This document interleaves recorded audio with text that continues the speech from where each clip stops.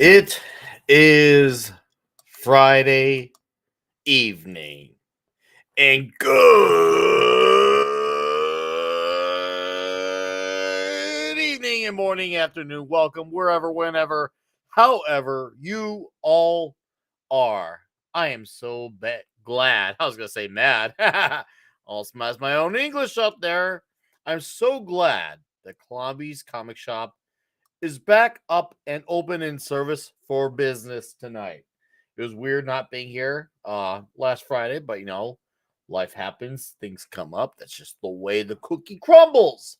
So happy you gentlemen could be here. I see a good handful of you here early right away. I really like that stuff. What's up, Vulcan Lives? How's it going? Stephen M. Kellel, how you doing, sir? Jonathan Conroy, Mohammed said, "How you doing?" Oh man, a whole handful, extra handful of you more popping in here. I like to see that. I like to see that. That's.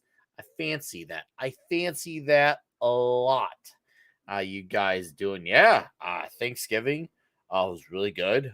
Actually, probably one of the better ones I've had in the last decade, actually. Even like most of them have been good. I don't think I've had like a bad one, but it's one of those things where there's always be things that are better than others, and this one's just absolutely exceptional. Food is really good. What's up, Steve Mitchum? How you doing, buddy?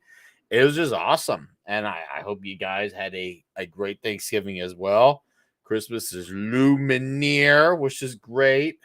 So yeah, obviously we got some Christmas comics we'll cover. Closing in closer to Christmas. What's up, Subhuman 84? D Bud Martin, huge. Oh, Jonathan Conroy, I see your comment. I got some thoughts about, and yeah, that does connect to what's going on over here in Illinois, man. Trust me, I've got some stuff to get on about that. So it's wild, but let me continue on my tangent. Yeah, Thanksgiving was good. It was fun. It was needed, and good to be around the family. You gotta let them know, hey, I'm here. I'm right here. Come on, do it. I'm right here. See, I exist.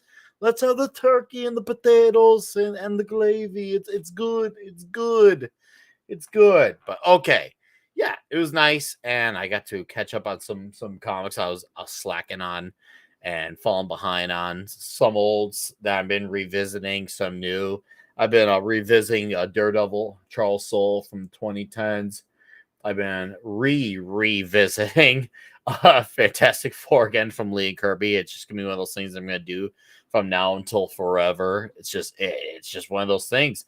About the Christmas comics. So obviously we're gonna be talking Christmas comics on this channel closer to Christmas. Also, my buddy Wes from Thinking Critical. So in case you guys don't know, Wes has a Patreon, a Thinking Critical Patreon. And every Tuesday and Wednesday morning, he releases a 2-part video between him and I called the Comics Guild. And we've been covering all of Millerworld, like from Wanted all up until, no, we're going to get all the way up to Big Game. But right now, we're at the point where we just wrapped up. God, what did we just wrap up? Oh, Chrononauts, Future Sequence. And we're about to start MPH. And after that, and we just wrapped up our Hawkman comic skill where we talked the Robert Venditti run. But now we're going to be talking Sleeper, which is from Ed Brubaker and Sean Phillips on art, which I can't wait. That's going to be great. Ed Brubaker is fantastic. Him and Sean Phillips did Criminal, which is going to be awesome.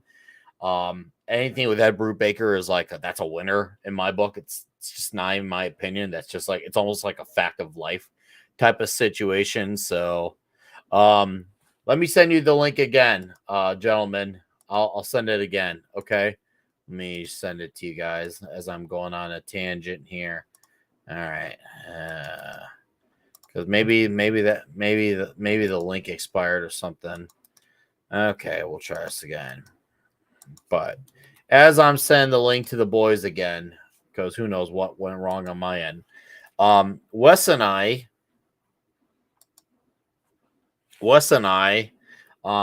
we decided we're gonna do a Christmas-based episode on the Comics Guild. We're going to do a Christmas-based episode, and usually the Comics Guild is exclusive for the Patreon viewers, but this episode will be live on YouTube in a few weeks between him and I for the Comics Guild, the Christmas edition.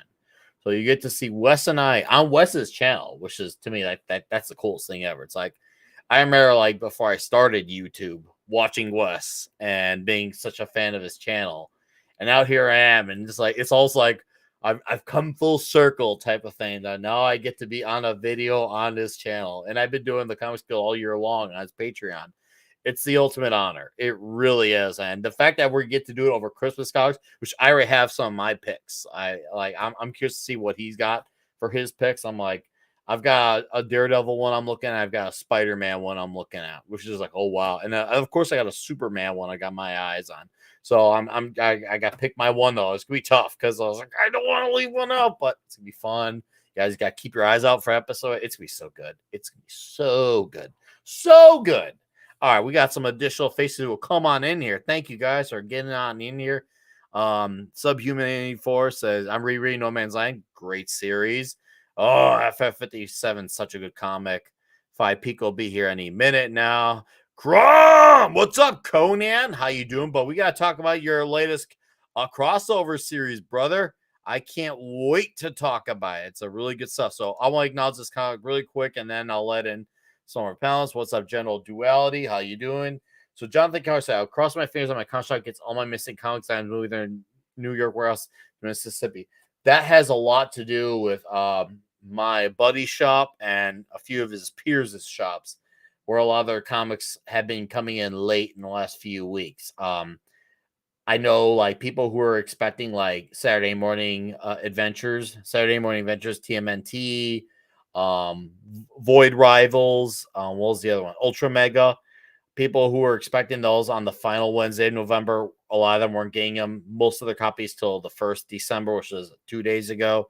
And it seems like, yeah, a lot of things were affected by that. So, yeah, it seems like some places are just now catching up. And this week's releases, my guy didn't get his releases till the afternoon of. And usually he gets his stuff before, and he's been doing business for over like almost 30 years. For him to not have those things, it's like, it's very rare. It's like it's a unicorn sighting.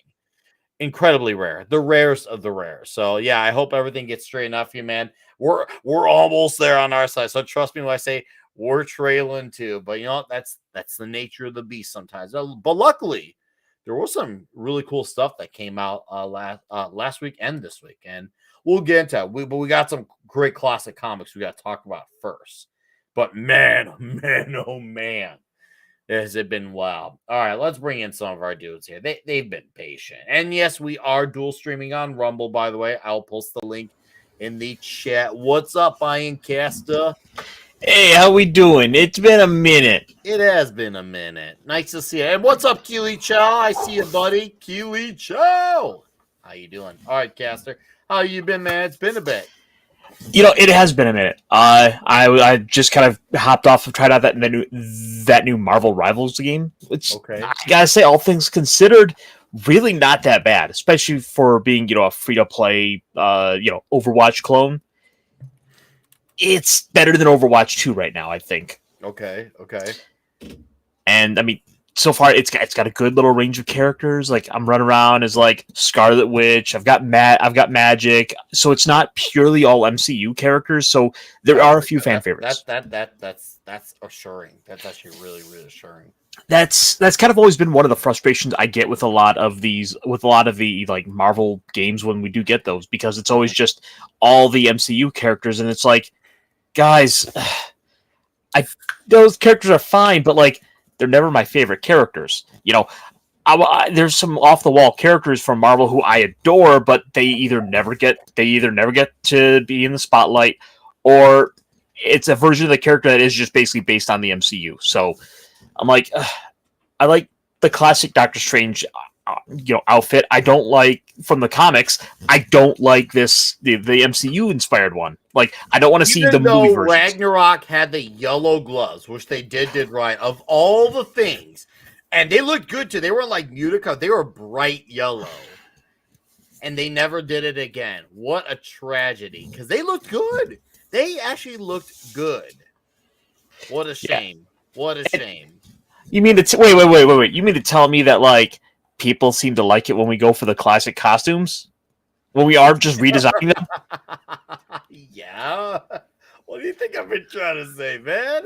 Oh, you're crazy. Maybe I am crazy. Two things can be true, okay? And trust me when I say I'm a believer in two things can be true. Guys, Gary owned a Clobby shop. Clobby owned a comic shop. Debo Martin, he had a chain. We're just a show that we just attract the owners Wait. of Gary, comic shops. did you say Gary owned a Clobby shop? I did. I swear I'm not started drinking yet. I swear. Oh, what's up, Stygian dogs? How you doing, man? Imagine geek fans what they like. How you doing, man? Welcome to the show. Hell yeah, glad you could be here. So, Caster, really quickly, is your shop behind on comics? Or You know, I've just kind of overall been behind, so I haven't had a chance to stop to oh, the so shop you this have week. no idea then. No, Okay, good. Okay, good, good, good. like I'm kind of hoping if I am able to make it out tomorrow, that I'm gonna be able to have all my stuff like quote unquote on time. Yeah. Hey, like you guys might have not have gotten it for Wednesday, but it's Saturday. Do you got it now? Okay, okay, okay. Mm. See, that's the strategy. Like if I show up late and I've got a pull list, then like I get my comics. Got kicked off of on the prisoners high school. Yes, so we'll just say simple answer is yes to all of it. Just simple answer. But good to have you here, sir. Let's get the show rolling. We got our other regulars and our guest for tonight who's been here before, but it's always good to have him again.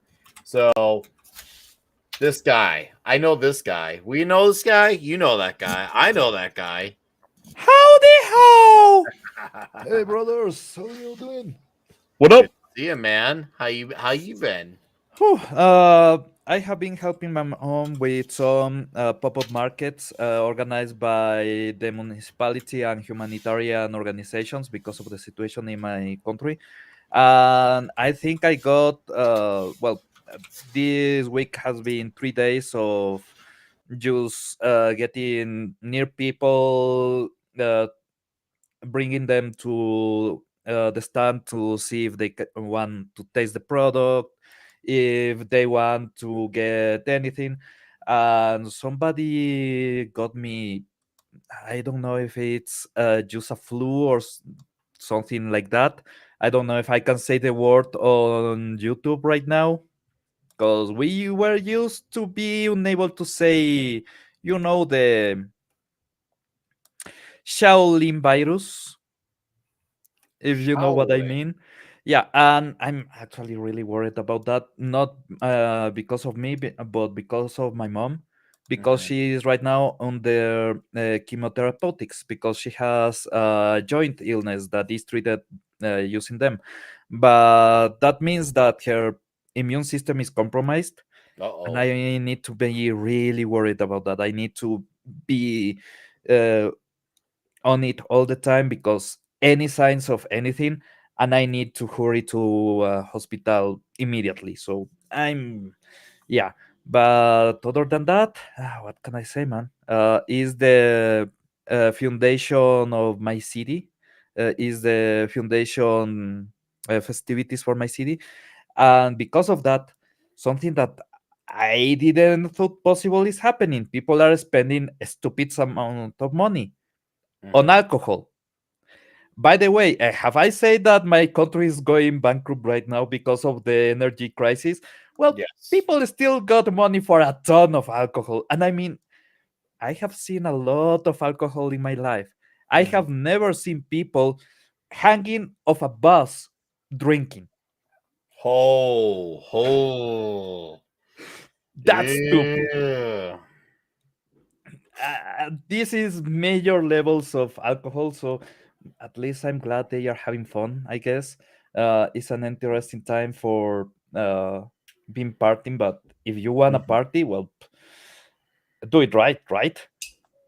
But yeah, that's it. But also, I think we need to talk about Doom, but Doom. does not need anybody talking about him. I can't wait to talk about this comic. We will. We'll get into it. We're gonna. And I did you actually, Fisher, or did you stick with part 1 like I did? Because I said we could do part 2 because I know it's a long one. I did part 1 and the Okay, good. complementary issues Okay, because cool. there's the Doctor Doom issue and the Doctor Strange issue. I avoided the second part, even though I have actually read it before, but I'm trying to keep my mind as close to mint as possible because Okay. there's a lot of things that I don't remember. But issue 1, I remembered vividly because it's fucking great.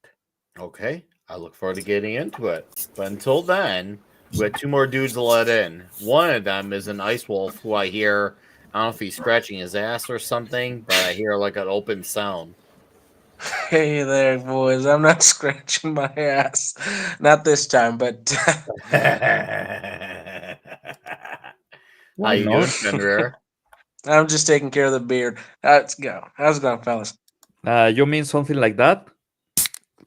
Ooh, I heard the pop in Ah, that too. I the like good old how that drinking. Oh, and sounded. Pablo, the word you were looking for when describing the unknown thing of unknown origin, just call it Winnie the Pooh. It's what we all do. Oh yeah, Winnie the Flu? like the drinker does. Yeah, Winnie the Flu? I like that. Winnie the Yes. Flu. Really quick, I gotta ask you guys, and slightly underrated, and because we got one more gentleman back. Have you guys heard from Vince Womack at all? Between you and the chat, has anyone heard from Vince Womack at all? Because I've not seen him in any Oh. of the chats, and he's obviously not one who really does, I emails and DMs unless you've seen. Have you seen him recently? Yeah, I was gonna make think sure he's I okay. did. he was in the chat on my stream Monday. Oh, a few days ago. Okay, Yes. okay, good. Okay, made sure. All right. As long as I know the guy's all right, that's all that matters to me because I haven't seen him a few weeks between my shows, Midnight's Edge, Comics Division. Granted, I know all those shows are at night, so that. But I was like, hopefully he's okay. He never gave me like an email. We had DMs on Gilded when I had it, but I guess that gives me motivation that I gotta finally finish up my locals so I can get him on locals because he says he's willing to be on locals as long as I get it set up. So now I gotta make sure I get on it so I can have him on there because Vince is a good man to have rule the kingdom when you can't be around the kingdom. So Oh yeah. Hey guys, any of you witnessed the miracle that happened this week?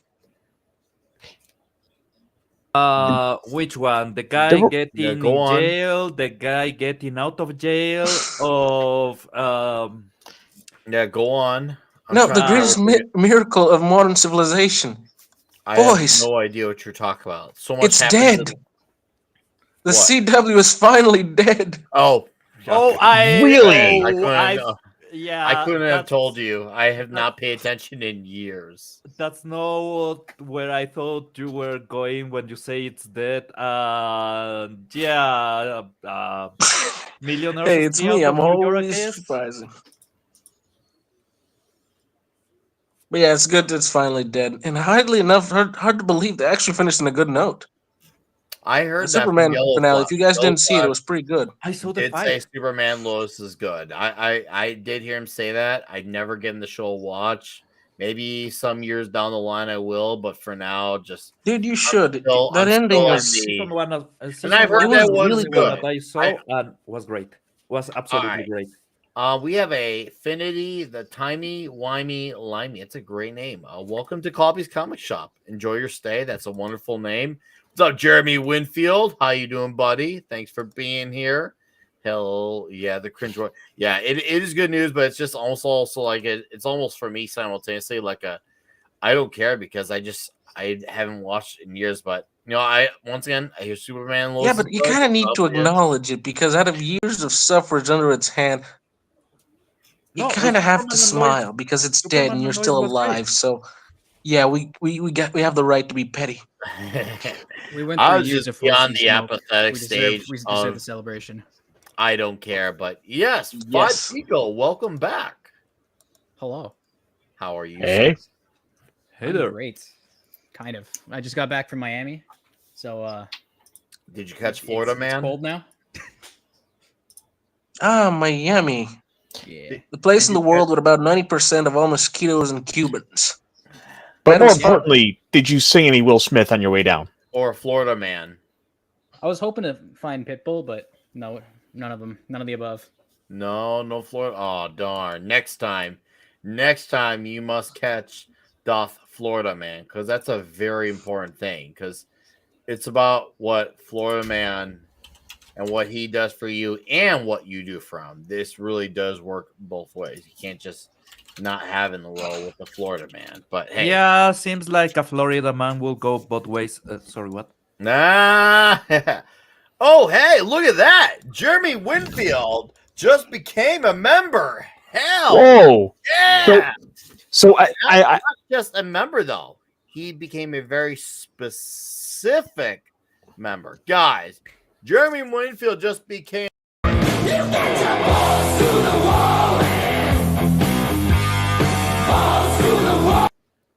balls to the wall member. Thank you, Jeremy. Appreciate that, sir.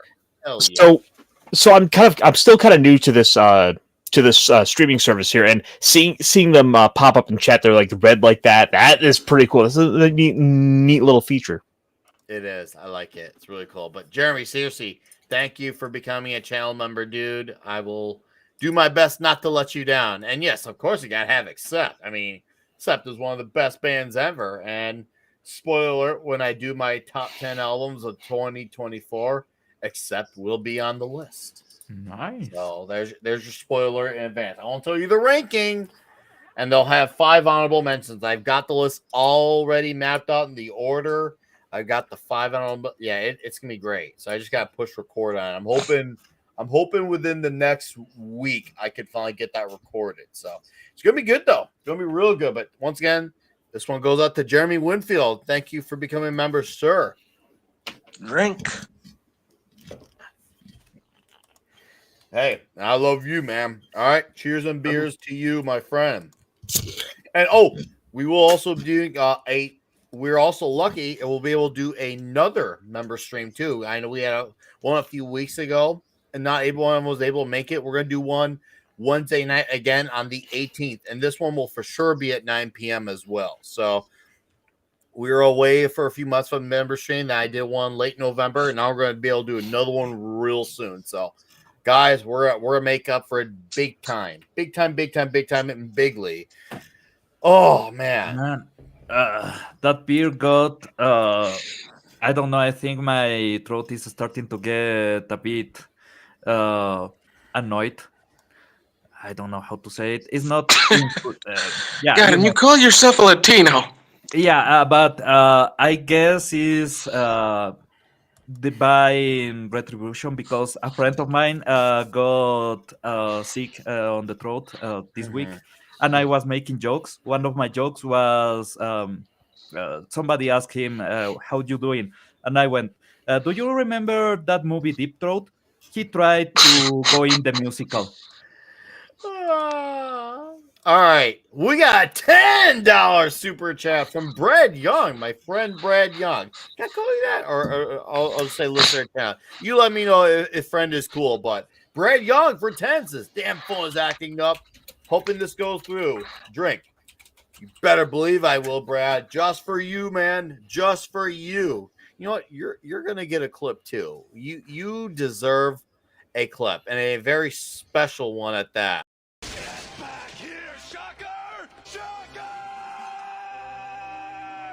You can escape me. Shocker! Shocker.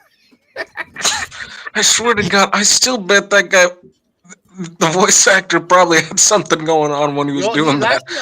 That is just too much love in it, man. He's actually on Twix. His name Christopher Barnes. He's actually a really cool guy. No, and I'm genuinely serious. He's actually a really cool follow on Twix. Give him a follow. He does MP. Yes, and for the obvious questions, he has been asked from fans, "Would you come back for a Spider-Man 98?" He said he would absolutely do it. I gotta see if I can pay him like I don't know $200 if he could reenact me that Shocker scene though. nothing would be better. Well, actually, one thing would be better if we could give Fancy Dan a limited series followed by the Condor with his own show and then a Condiment King movie. Okay. Holy Trinity right there. So That's Nick, some mad cope you got there, but I respect it. I think if you're gonna get him to record a dialogue, you've got him to start screaming, "Nick Weiser! Get back here, Weiser!" All right, so Finite says, so why is the show called Clobby's Comic Show? I'm sorry, I actually missed your question. Sorry, bud. Why is it called that? Because our friend Clobby, who used to be part of this show on a weekly basis, I went by the channel Clobbering Times. His name was Mike. And after he passed on, we decided to rename the show after him. That is the simple answer. So that is why it's called Clobby's Comic Shop. Simply put. Mike Alonso. Yeah. Apologize that I got a lot of things I'm paying attention to between the panel, the chat, super chats. So I don't see everything right away, but you could always just let me know, hey, look at my comment, dude. So anyways, let's move forward. Oh, dude. Oh, I would love for that to happen. I would love for Fancy Dan the Condor that figures. I mean, that's the way of all life, man. Fancy Dan the Condor. I love that. So, all right, dudes. I know 5 picoseconds. You didn't have to read, so we're not expecting you to really comment on it, but we're going to talk about what issues are they? No, if you want to come back next week, so you can join us for part 2 and then get up to speed in a weekend advance for part 1. You're welcome to. But Doctor Strange, it's called Doctor Strange and Doctor Doom, Triumph and Torment. And this is okay, I remember you guys talked about this one months ago. Caster is pitching the idea a while back. Oh, we got to get on this. I'm like, oh, one day. And now I'm like, you know what? It's time. And okay, it's a long one, but judging off of the first one half, because we're going to do 2-part. We'll talk about it's like 30, 40 minutes.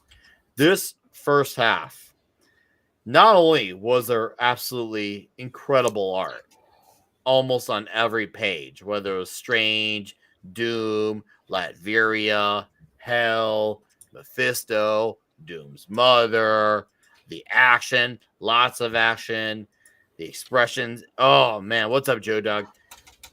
I like how this is a great story. If you want to get people to understand how Doom is as smart as he is and how he could to be as powerful as, not because of the story, but why you can understand, oh, how is Dr. Doom one of those powerful villains? This story gets you to understand his, not just his complex of, being a leader of a country, but how he applies his science with technology and also is a master of magic as well, even though he's not an official master of the mystic arts. But we also get a very layered story for Victor as well on top of it. You would think as it starts off, it's just a story that starts off with this almost like a contest of champions thing with Strange and a few other sorcerers, but it becomes so much more than that. Testing of temptation and also a little bit of a, I guess you could almost call it like a bit of a frenemy type of relationship. Would you agree on that, Caster? Almost like a frenemy type relationship, because there's things that they can't stand by each other, but there's things that they absolutely respect by each other as well, and they acknowledge that. And Doom is still going through and through. He's not sympathetic, but he's just a rare guy who actually honors his decisions, even though he is super evil. So this is a book that serves wonderfully well as sort of a good primer to these characters. This is a good bit of backstory for both the two of them. We're effectively seeing how Doctor Strange becomes the Sorcerer Supreme, and we are getting this backstory to Doctor Doom at the same time. This book serves as like a good 1-2 combo of familiarizing the audience with two of the most powerful magical characters in all of Marvel, fighting the devil. So I did want to also stop and point out that this does have this has the pencils done by Mike Mignola, so this has got that classic style to him. So Mhm. for your Hellboy fans, Pablo, this is a book that's really right up your alley for that from the art style alone. Oh And yeah. but then on top of that, we also have, and I've got a random panel here ready just to show off, but the the colors, the way it's all drawn, like everything with this panel here is just draws your eyes up towards Mephisto, for example, Mhm. as you have the tall spikes of the weapons kind of naturally pulling your eyes upward. We have his impossibly long figure just looming, creeping, lurking. The smoke This itself is the seems to be perfect depiction of a demon among man. the smoke itself seems to be having those fingertips. Mhm. And the thing I absolutely adore most of all with this book is the colors. This is, I think, one of the best colored Marvel books done in a long time. This was in 1989, by the way. I looked into it because I was like, "Oh, when was this made?" Because I'm like, I can tell this is either early mid to late 80s or early 90s at the newest, and it was 1989, so right at the peak, right around right square in the middle, as where I was getting up to. But dude, this is a definitive story as far as Doctor Doom goes. Also, it shows you how important Strange is to magic, why he's the Sorcerer Supreme, why he sees himself as so much more than that.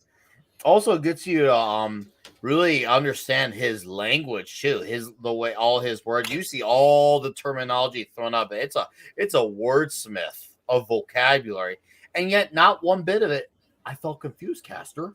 Not one bit. No, and some of the fantastic things with this. Actually, hang on. I need to step away for a while. I don't have the proper regalia for this book. We are talking Doctor Strange. I will be right back. Oh, he'll be back. So while he's doing that, Pablo, would you like to share some thoughts about this absolutely crazy comic? Because this seriously was crazy, Dude, the writing is fantastic. The right? A way, plus, straight up A plus. absolutely. The art is incredible. Although Doom needs no good art. But dude, the amount of times that they did the Doom needs not was absolutely ridiculous, and I love it.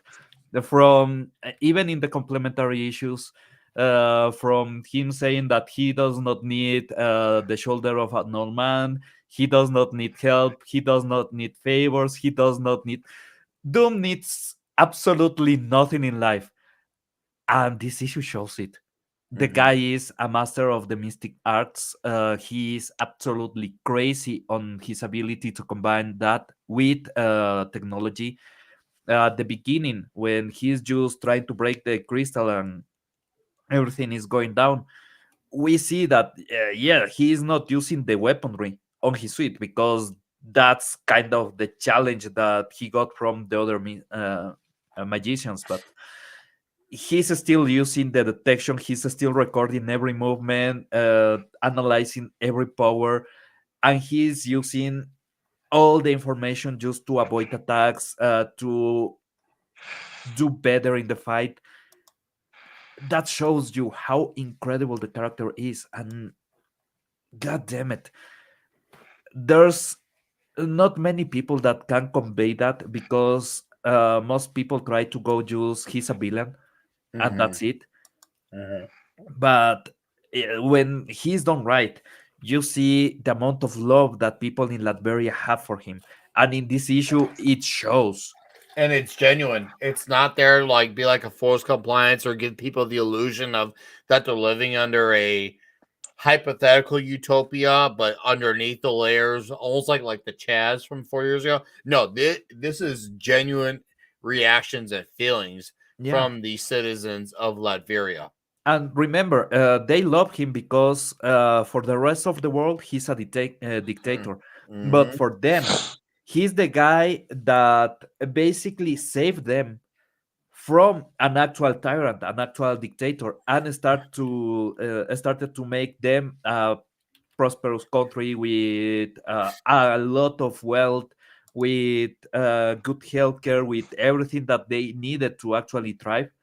So for the rest of the world, yeah, he is this dictator, this monster that has the power hog, but they are enjoying something that is not a democracy, but is still something better than anybody else on Europe has. Mhm. So for them, who cares, right? Also, when he's uh, kinda addressing the other magicians, the way that he interacts, the way that he acts, shows that he is actually really good at diplomacy. He is really good at talking with other people. Normally, you will only see the dummies treating everybody poorly, but no, here you see that he is absolutely incredible on how to conduct everything with protocol, with measure, because, well, he has to. If he doesn't, a war could start against his country and he could lose everything. So he needs to keep everything at bay. He needs to be a really good diplomat. That's great. That's the kind of character that you want to see from Victor Von Doom. Not only, by the way, the moment when he renounces the name Victor Von Doom and takes the name Doctor Doom, Mhm. and just that scene that maybe we should wait until the mask is cool. No, he's not the kind of man that waits. And they give him the mask still hot, and he Mhm. just puts it, and you can see the smoke coming out. And at the beginning, you see that his scars are just small details on his face that nobody will even notice normally.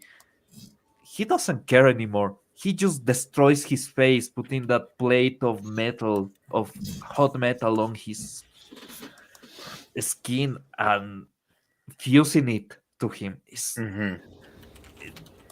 The A character is man, a incredible. plain old man, dude. I like how like they are able to use the flashbacks between Strange and Doom. Once again, it was another way of like showing you obviously like the things that haunt them, but Yeah. making it also new reader friendly, accessible at the same time. In case this is your first Strange story or your first Doom story, you get to feel like you already know these characters and you are wanting to turn camera on. Okay, Nice. oh, dude. Well, I didn't want to just go and quite break up the conversation for obvious reasons, but Woo. I have Sweet, nevertheless bro. returned. Wait, I, do you All you're have missing is the a eye golden of? pendant. I have gone to hell and back. I have faced terrors you have not seen. By the book of the Vishante, I have returned. Dude, that is But incredible. this is something really important. Do you have the eye of Agamotto? Ah, the eye of Uh, Agatha, dude. Yeah, He yeah. lost it. I kind of had to pawn it. How much? God damn it! Was it How to the much, crypto dude? or to the You map? need to justify it. How much? Well, there was a poker game, and I had to kind of. God damn it, man. It The will real man not would be have the gone all in first on time black. that Doctor Strange loses his hand. Say that Somebody again? has to. This is how you make supernatural events happen. This is how you make the demons fall into our realm, dude. And then when Doom Guy shows up, how are you gonna explain that? What? Hot Toys is showing their doc. Oh, dude. I gotta look at that. I'll get that going. Caster, go ahead and resume your thoughts. I'll get the page up on the Hot Toys. Okay, so resuming back to the book here. The Triumph Torment does a wonderful job of kind of showing this dichotomy, this comparison between these two characters, where Doctor Doom, Doctor Doom is effectively a reflection of Doctor Strange and the man who he once was. was a man who would turn down the opportunity to help people because it didn't pay well. He would refuse to consult others because he had to be the great doctor to heal people. Mhm. That's the man who he was, and that is the sort of man who Doctor Doom is. We see this throughout the book, where Doctor Doom has outright refused to accept help. Like Doctor Strange would have gladly helped him out, but this would have been a crux upon Doctor Doom's pride, and that is the one thing he will never sacrifice, even for the soul of his own mother. Doom needs no favors. No, of course not. And that's why he's one of the. And to be frankly, it's that over the top attitude of him that makes Doctor Doom at the end of the day the absolute best Marvel villain.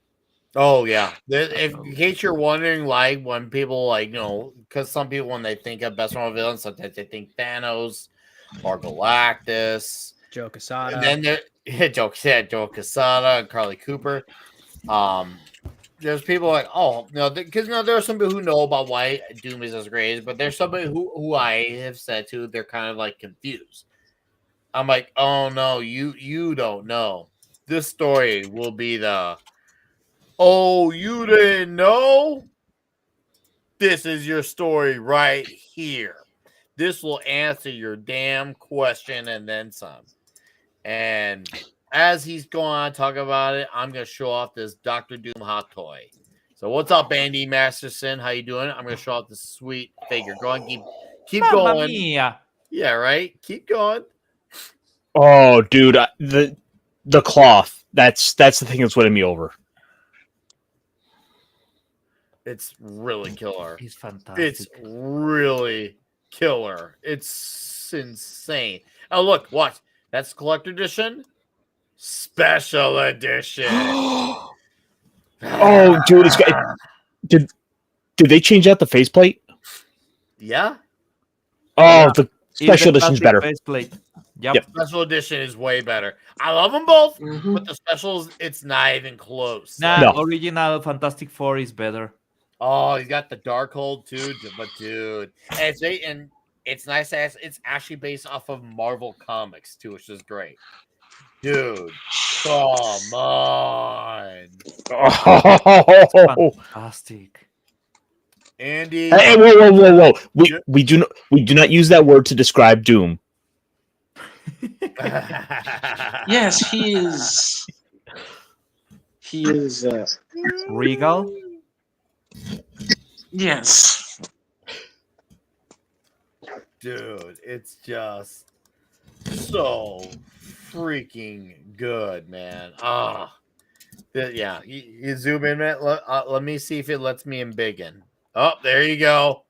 Oh, Doom It's the needs stains on the no. mask that's getting me. dude, is it amazing how just the one thing gets ya? Oh, The tiny details.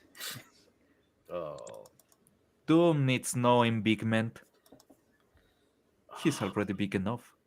Dude. Oh, Oh my god. Yeah. It's not gonna let God, me I in big wish in I had the those. money to buy one of these. But oh boy, Hot Toys is coming out swinging with this one. I gotta say, man.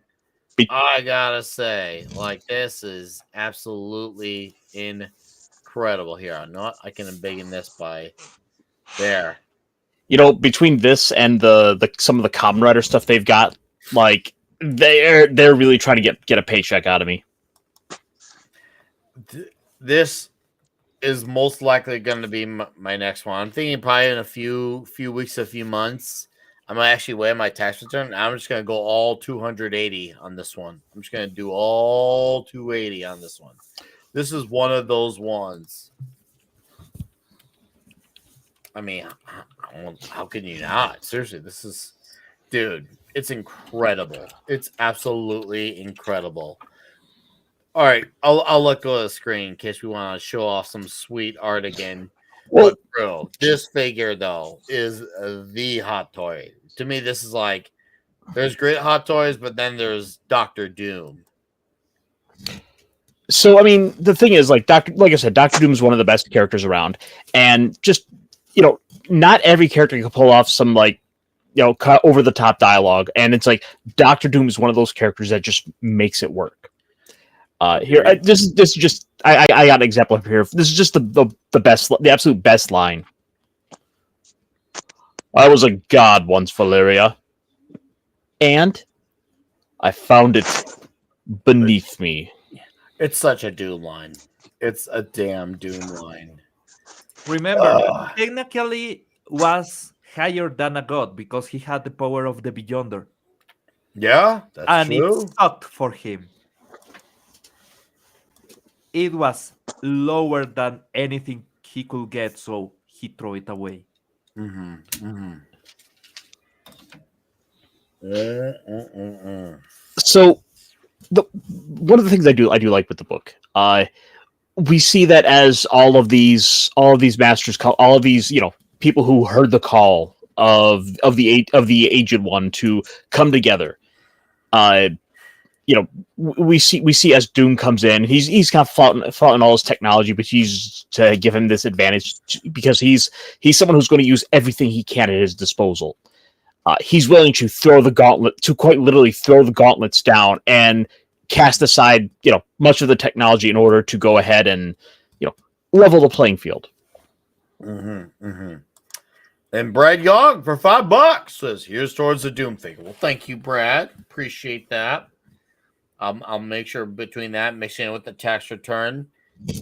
I'm gonna because I do it right in January, early right away.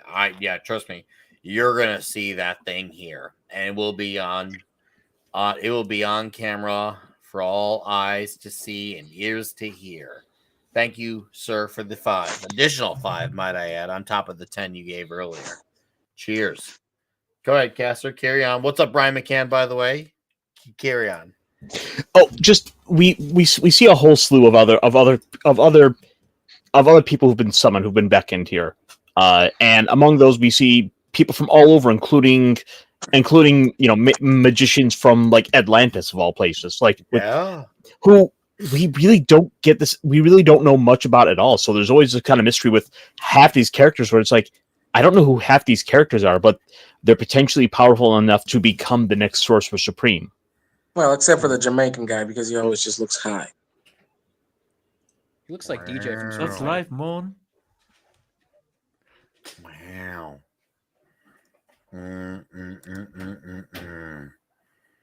Oh, what's up, Mr. Angel? Long time no see. Thank you for dropping in.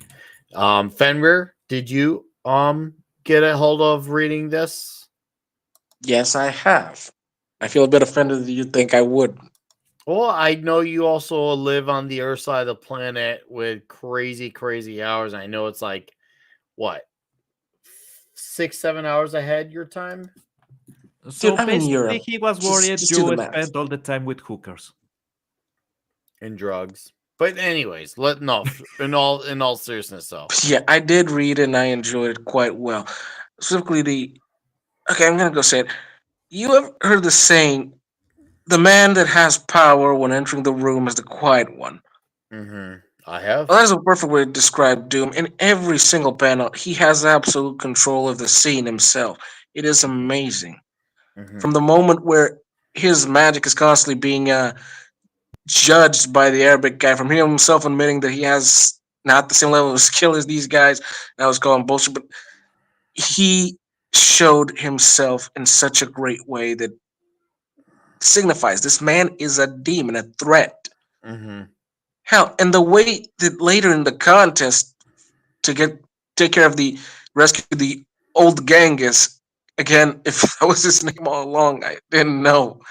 Oh man, now I see why they cut him off from the movies.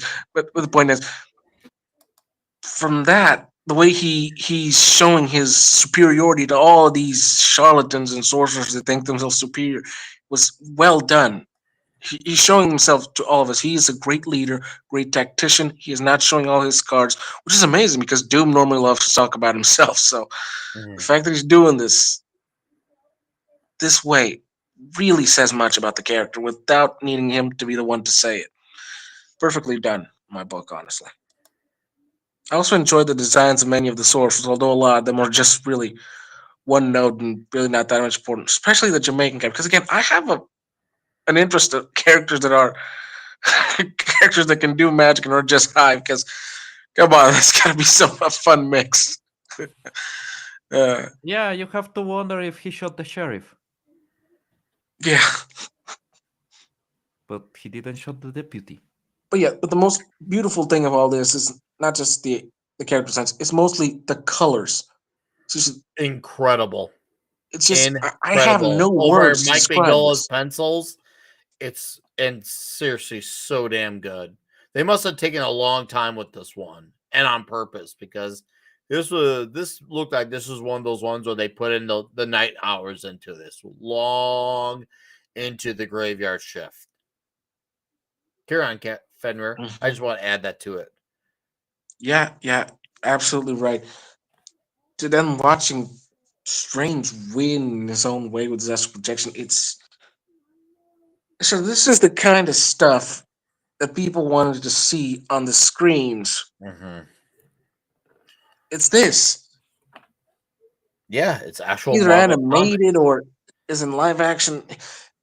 This is what people want to see brought to life. This form of magic. It's just so great. Yeah, you Not have. watching a not watching Frankenstein bang the monster and off a stable. You gotta think. I know what you did. I see what you did there. You gotta think. The Vishantis are really not interested on just brute force, and that was the test. So him just doing astral projection and noticing that all he needs to do is call for the old Genghis. s- That's that's it. That's the test. He Uh-huh. shows that Doctor Strange is not only incredible at magic, he's smart as hell. Exactly, because you need a guardian that is both powerful and wise.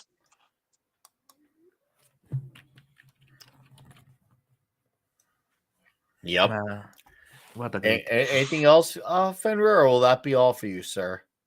Yes, I have a question. If Frank, if the Frankenstein, the professor, bangs Frankenstein's wife, the monster, would that technically be incest since he technically brought it to life? Uh, Questions about the comic. I'm sorry, but I'm just very curious about this. This has been disturbing me for a while. But okay, then I'll leave it for another time when we're all alone. Okay, But like I was saying, the colors just draw you in. Oh, yeah, it's absolutely fantastic. Like the first thing my mind is my eyes immediately drawn to is just Doom's cape.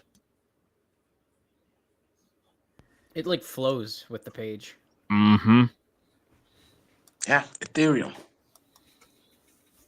Mm-hmm. Mm-hmm. Look, I like the way the capes are drawn. I like the way they're always all they all like stand out each page, and they all also have like a flow to them. I like it. Like right, even in the pages where they're kind of like just Doom just stand there. You could feel the movements of all their capes in these pages. I love that angle. I seriously love it. It's amazing how much they made a Doctor Doom story obviously feel very impactful. And once again, there's the whole idea, the temptation thing between him and Strange. It's insane. And then, among other things in here as well, we also get to see three of these entities from who Doctor Strange, calls his magic. He's calling upon their power when he's casting spells. The Ashtor, Hogoth, Agamotto, the Crimson Bands of Cedric. All of these are powerful entities that are whose names he's calling power by. Mm-hmm. But also, there was this especially powerful moment when he is using actually holy powers. He is no longer using spirit powers because he's in hell. Spirit powers absolutely worthless there. He is directly using holy powers. He is using the powers of the Seraphim, and he is trying to channel the power of God in hell.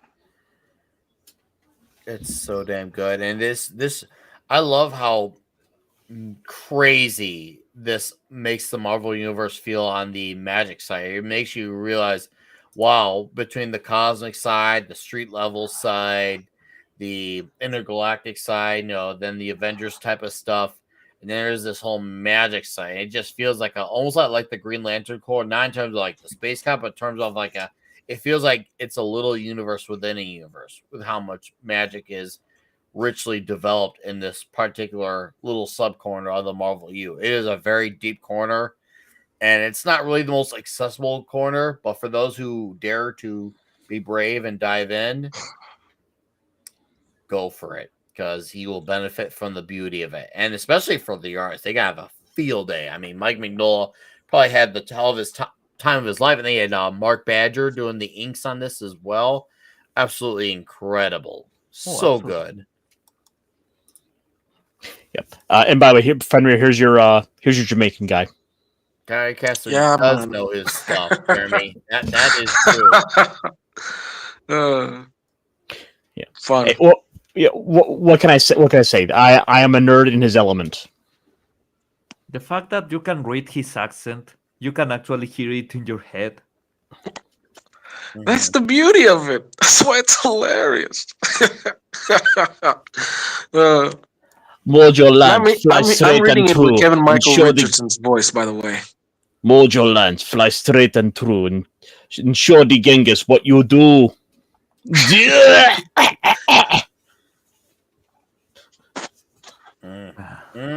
Good stuff. Good stuff. I love this. It's man, we get to really get the best of both worlds with Doom just in part one alone. We get to see what makes him great as a character, but we also get to understand how smart and powerful he is as a character. We do get to experience both sides of that with Victor, and we do see what happens when, once again, even his emotions, which are very rare, come into play. And it's for obviously one of those really rare exceptional reasons why you could see a guy can be rarely manipulated, especially with a character like Mephisto. You want to talk about a way to make Mephisto feel larger than life? This story did it. Like they make you feel like this guy looms over you and you have no escape from him. Yeah, I And noticed I that. love how Strange and Doom push back. Like, yeah, you may be like this, demon, inhuman type, but at the end of the day, man can prevail because that's what men do. We have against the craziest of odds, and that's true. That's a great point too, because when men are put down at the worst positions, they have a history of overcoming the odds when they're at their worst against the Yeah. craziest of odds. And this is what happens when you have guys going up against the opposite, obviously, of a demon, and it's absolutely just mesmerizing. What's up, Neil? How you doing, bud? Yeah, There's Pepperidge Farm remembers when Mephisto wasn't a joke, and Yep, the team I is was going great. there. Oh, go ahead, Paul. Take it Dude. away from here. Okay, if you have seen, no Mephisto is just this kind of alien joke that you can easily defeat, but they are in his realm, and he is basically properly Satan, and he's acting like that, and he's so powerful that the only way to beat him is like you beat Satan in one of those folk tales that you will hear, especially from Catholicism, that they trick Satan. For example, here in my country, there's a story about a guy that is trying to build the steps of a church. And because he's lazy, he basically didn't do it until the last night. So he sells his soul to the devil to get little devils to build the stairs, and he just hides one of the final rocks.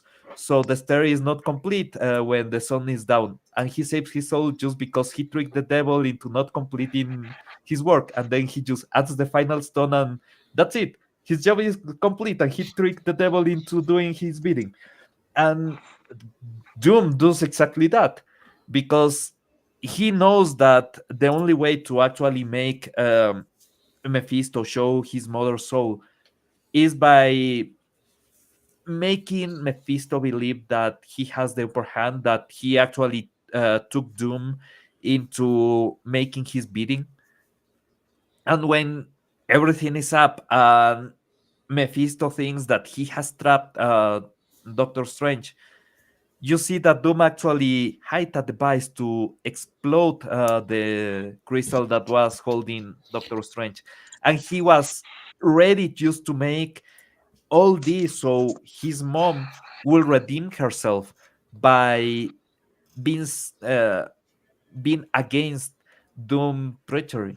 That is really smart because again he's playing with the devil, believing that everybody's evil, and he is just being even more evil than the devil just to deceive the devil.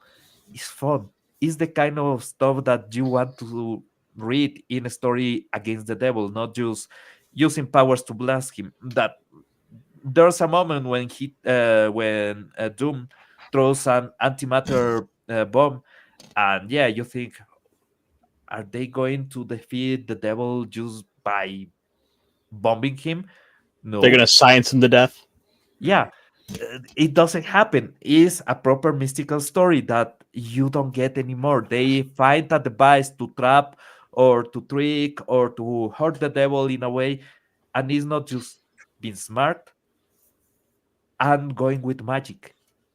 So one of the things I did really want to highlight with these two panels here is just the use of colors, the way it's highlighted, just everything about the coloring on this just pops. It's layered so well. The colors don't clash. This was masterfully done. And one of the things that we do see throughout this is like Doctor Doom is having to rely more and more on his technology in order to advance. This is kind of reminiscent of, in a way, what we saw with the Civil War movie, where Tony's having to use his technology to be able to figure out their fighting patterns in order to beat them. And we see it here as Doctor Doom is able to kind of avoid the magic because he's got his science to help him analyze and understand it. And it's through that he's learning to quickly master this stuff, even if he hasn't had the same sort of magical, expertise to it that many of these other practitioners would have. He's able to figure out how to do what they do in record time. He is picking this stuff up so fast, and we've seen this with his backstory, that he's able to pick all this science up like nothing.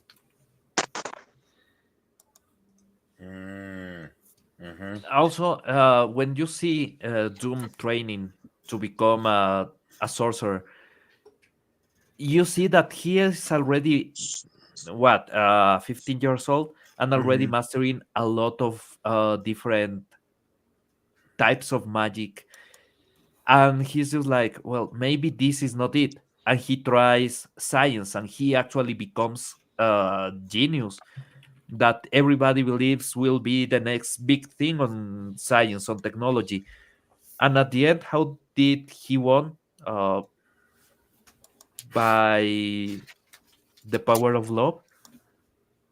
Neither advanced magic or advanced technology. It's just he trusted his mom. But it's also like Doctor Doom's quick understanding of what to do here is what ultimately leads to his success in this matter. The others are quickly trying to use the spells of these three magic users, of these magic entities, to try to defeat this challenge, but it's from them that this challenge comes.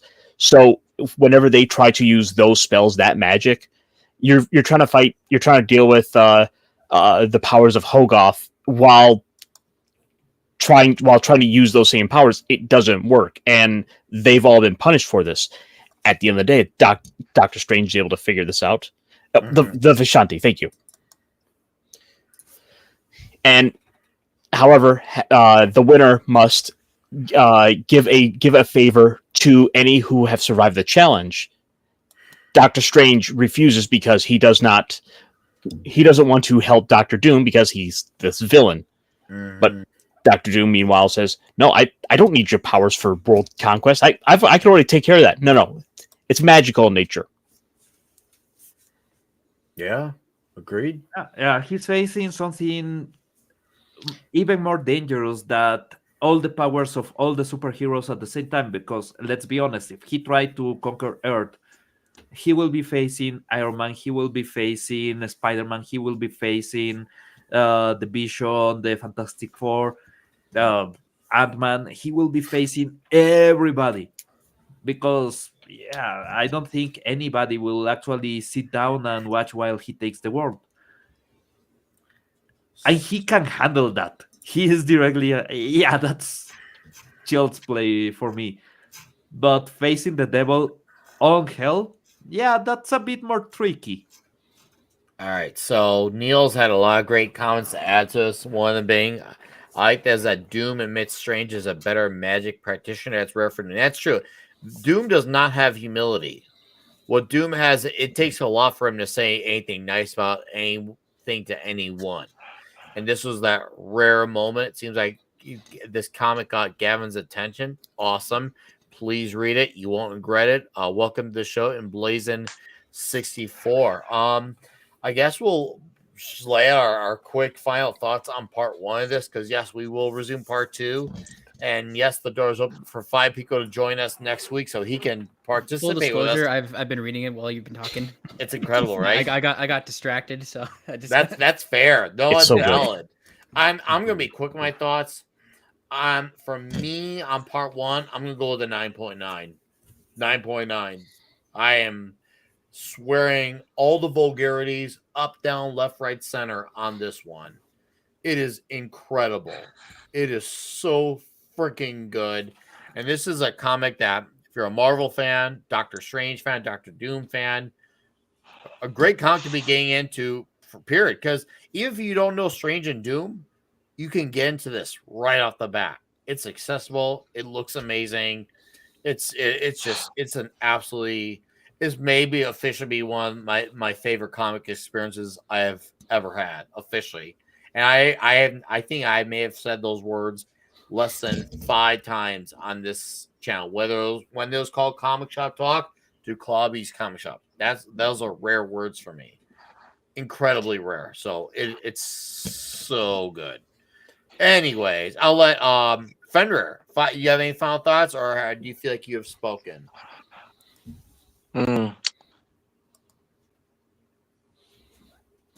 I think he's too speechless. Okay, what's what I'm looking for? Is it a magical experience? This book is a 10. Yes, it is a magical experience. This book is a 10 out of 10. Amazing art, well thought out story, great dialogue. And that part where Strange just says that if Doom needed his help to free his mother, he could have just asked. And he says, Doom does not beg.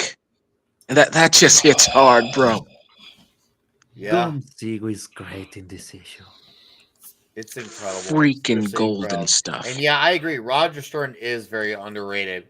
Him, Badger, and Mignola, they did absolute magic and wonders, no pun intended, with this. It's seriously something that should be a go-to reference on how to take complicated characters that other writers have issues working with and making it work, because not every writer has the easiest of times writing a character like Doctor Strange or even Doctor Doom to a little bit of a lesser extent.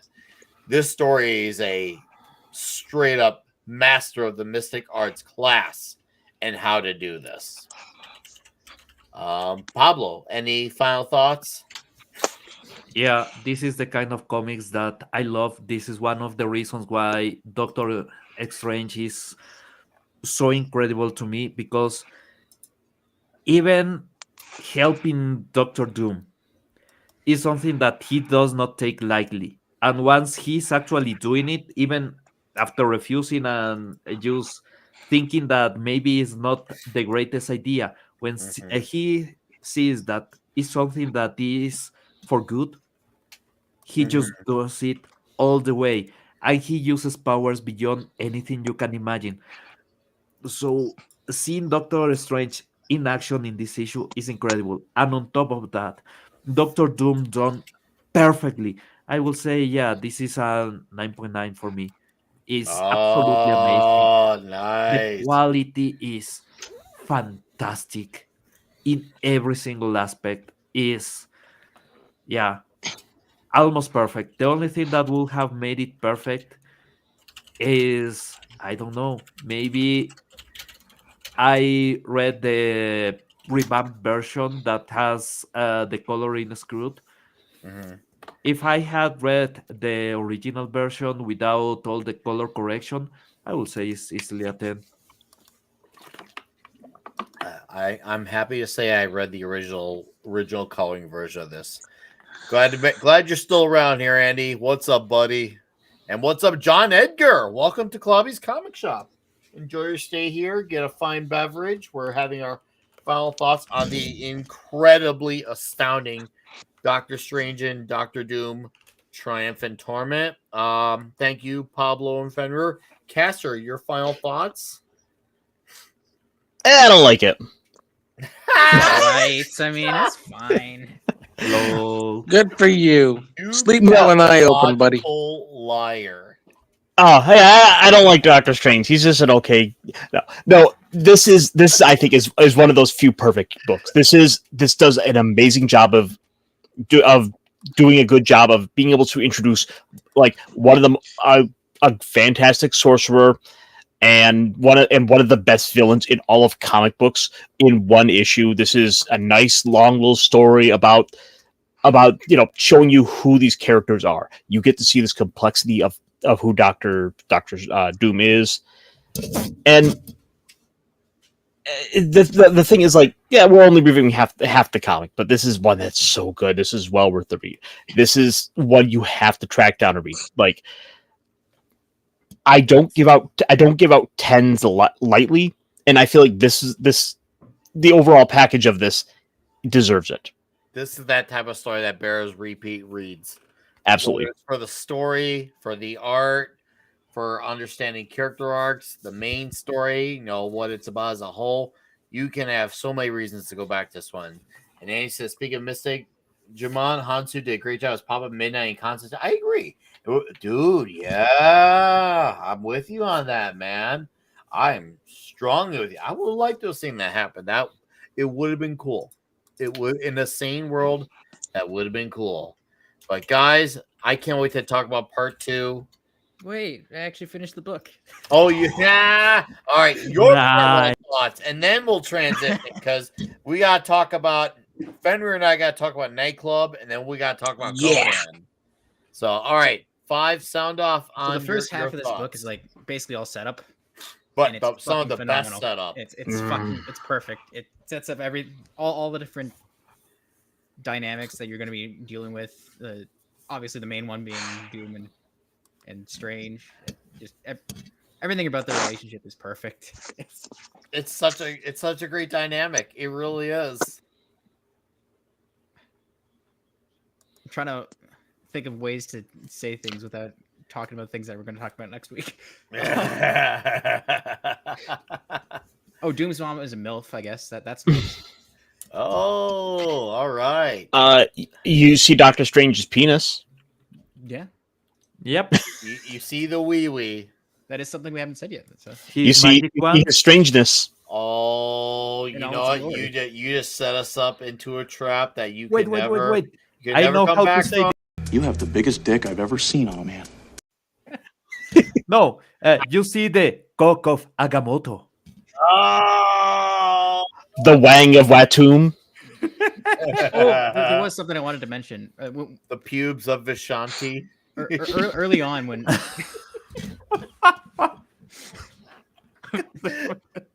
The Crimson Cock of Sidorak.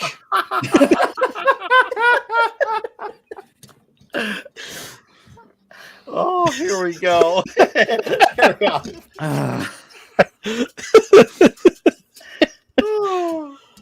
What I was trying to say was early on when they were going through all the different countries, when it goes to Great Britain, it's like the most depressing shit of all time. It's like a cemetery instead of all these different cool temples. I just thought that was funny. Oh.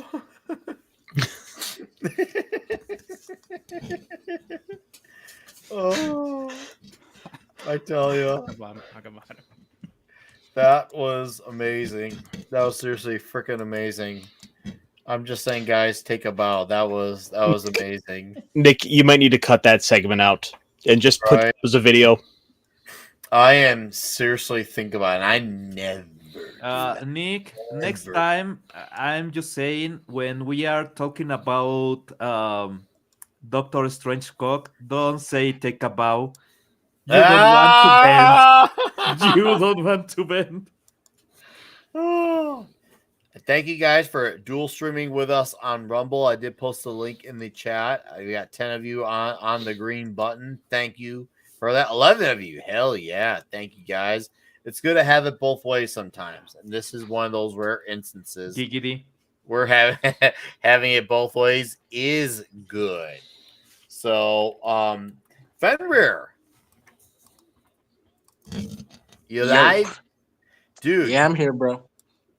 We'll probably be like 5 minutes. Dude, Nightclub 2, issue 4 was freaking wild. Don't spoil, but dude, I swear to God, it's- those kids are the most psychotic little pieces of shit I've seen in a long time, dude. I have not hated villains this much in a long time. And I want to leap in this comics and punch these teenagers, all of them. And YouTube, Seriously, I'm you ever talking about wanted a for comic a book, Van not a real Helsing-like human. character to show up and just put stakes in their skulls Oh, so dude. badly? I was like, this is really happening. I was like, it takes a lot for me to like actually get legitimately mad. I was like, fuck these bastards, dude. I hate them, but and they for an incredible comic. I mean, Mark Miller absolutely not only nailed it with these incredibly dastardly He villains knows that how I to hate, perfectly write a villain you can but hate. also for him to come from this background of having really, he's kind of backed off a little bit on super edgelord violence for the last several years. He kind of ramped it right back up in this one issue. I mean, there was a little bit of it, in like Nemesis Reloaded and Big Game, but in Nightclub 2 issue 4 was another level. Like another level. I was like, bro, I was like, this is crazy, man. It was crazy. And yeah, Rufus, what's that other kid named? Risso? Yeah. Dude, that oh my god, I can't stand him. But Swear to God, he makes jokes about about the other one being a fat fuck, but that guy himself is not really that much butch. If you actually look at it. yeah, right. No lack of self-awareness on him. I know, but It's insane. The only difference yeah. is he's bigger, but then he's actually the fatter one. But it was an incredible read. One on nailed it with the art. I really think it. I like how there was the emphasis on the green as well in the entire story. Did you notice how most of the story revolved around that like that green? I was like, oh, this is actually an interesting touch going for the Yeah, and green. actually, that's Oh, actually itself actually makes sense because normally in most cultures, green is normally associated with mysticism, magic, and all that. yes. I really like how that was definitely a lot more emphasized on this issue compared to previous issues. Like, hot diggity, this is awesome. Yeah, Nightclub 2 delivered. It was Yeah, it really did. And that ending, ah, it is. with Amy Chen. Yeah, with Amy Chen and how she's Look, got, I get. and was like, Seriously, these pieces of shit, they already ruined her life and they still want to piss her off, but I really hope she does succeed in her plan and what she wants to do somehow in a way that makes sense. And that they kill all these little shits. I really hope they manage to do that. I would really smile for that. Just watch a bunch of teenagers getting killed one by one. yeah, I would really smile. I'm curious to see how this is going to wrap up because if I recall, this is supposed to be 6 issues. And so now we're over the halfway mark. We're 2/3 of the way in. I'm curious to see how issues 5 and 6 are going to wrap this story up because this is going to be a hell of a doozy for our heroes to literally come back from. It is what's his face when he blew his cover when he got hooked up when he hooked up with the one girl, like he made one of the gravest mistakes with his life. Yeah, that's um why you don't tell chicks how you got superpowers unless there's a ring in the finger.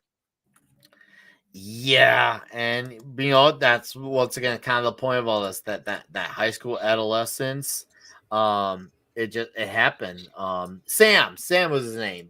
Sam was just he got cocky with his powers, and it's backfiring at him in every way possible, and worse cases than ever because it has affected everyone around him, and even those who have other people around those people. It is a domino effect that has really taken course, and it was a doozy of an issue. It was, I mean, granted, I had 3 new comics I had this week, but it was absolutely an awesome read. I absolutely fell in love with it. And if y'all like, if y'all want a really awesome vampire comic with a where the characters have like luchador masks and they're youthful teenage hero kids, Nightclub is the way. And now we're on Nightclub 2. It really is. It's great. Mark Miller is killing with it. And Juan And Ramirez, the more it goes, the more I'm just so curious about this world. What else is out there? Because it can't just be vampires. There's got to be more. what's up, Mike? Has bad knees. How you doing, homie? Nice to see you here. And he's right though. This definitely pertains to Nightclub. It seriously does. It really does. Very Oh, true. scroll, Bob. Ugh, He's right. so true. No, I can't wait for issues 5 and 6. We'll definitely we'll talk about those last two when they come because Damn right. I am so excited. it's nice to have those books to be excited for. So, Castor or Pablo or Five or Ferret, did you guys finish Battle of the Blackstone's conclusion? I No. We're gonna talk about it next week, but Yeah. dude, the problem is I haven't been to my shop this week, so I am That set, would be it, yeah. I am woefully behind on my Conan. I must admit, I've been so okay, preoccupied. that's fair. I'm just letting you know though, there's some real shit coming. I'm sorry, Nick. I let you down. It's okay. I I can't I, believe I, we do this. I should probably go dress up as something stupid to make up for it. Strangely enough, there's something that I actually read this week Ooh, that tell us. I got a lot of people angry, I will say. Ooh, now you have to. The floor is That's the way yours. to go, brother. Okay, My Hero Academia has an extra issue that dropped the 4th of this month. Oh, That, yeah, that was a Yes, it doozy. did. Yes, it did. okay, All those there shippers are was pissed. a lot of shippers that thought that maybe Deku will go gay. There were a lot of people that thought that maybe Ochako will go with Bakugo because they are idiots. Yeah, because they have bad taste. And Yep. Absolutely. Forgetting that the guy for years abused Deku and nearly got him into a suicidal watch situation. And somehow These ignore the fact that these two characters that had feelings for one another make sense ending together. Fuck 'em. From day one.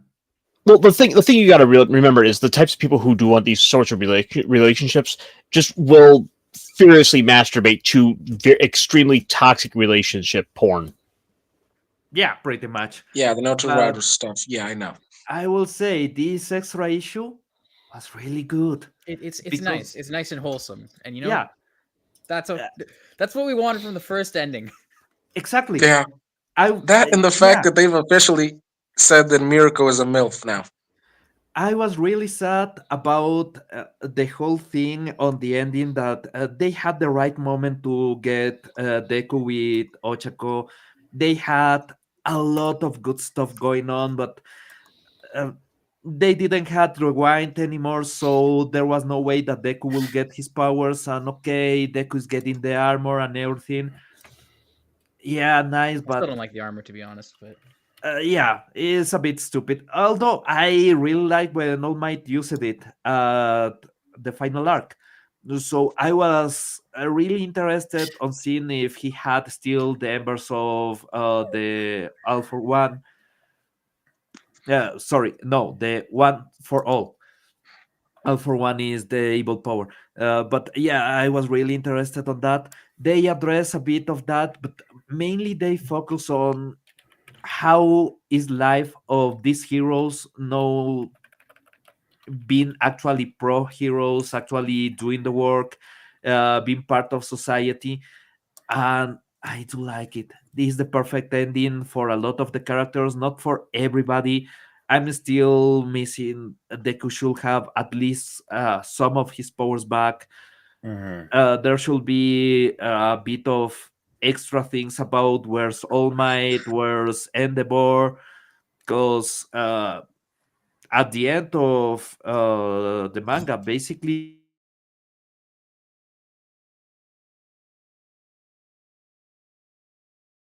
family taking care of Shoto, but nothing else. Uh, yeah, that's the only part that I missed. But yeah, Deku and Ochako finally getting together, and the explanation why they didn't get together it was because Ochako was in a lot of trauma because basically the girl that she was fighting to stop ended herself to save Ochako. So she's just guilt ridden and she's absolutely destroyed by that. Yeah, yeah, that war was intense. There was a lot of people that died, and a lot of heroes had to take terrible decisions that ended a lot of lives.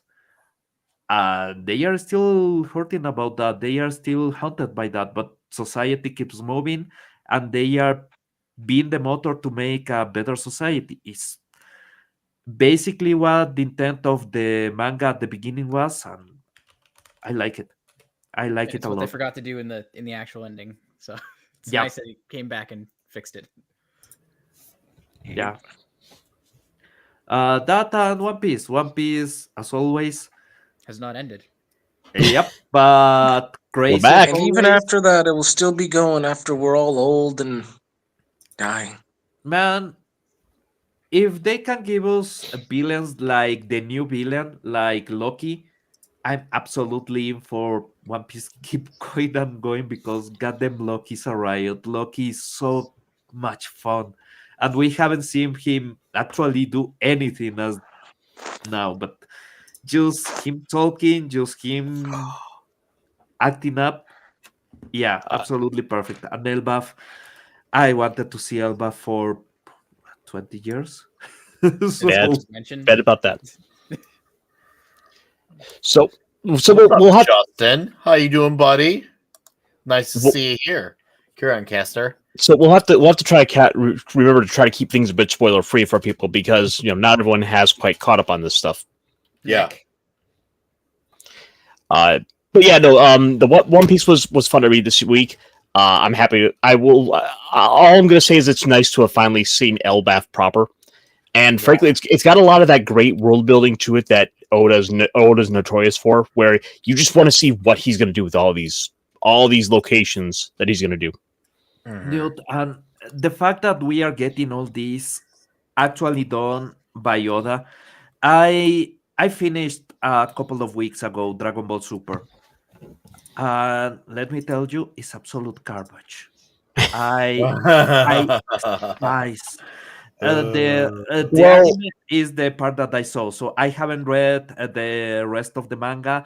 And to be honest, after the Tournament of Power and the fact that Goku is going into being a god of destruction, when spoiler alert, at the end of Dragon Ball proper, at the end of the original manga, Goku is told by Kami-sama, by God, you know what? You are the next God. I want you to be the next God. You are the right person to be a God. And Goku goes like, Nah, I'm good.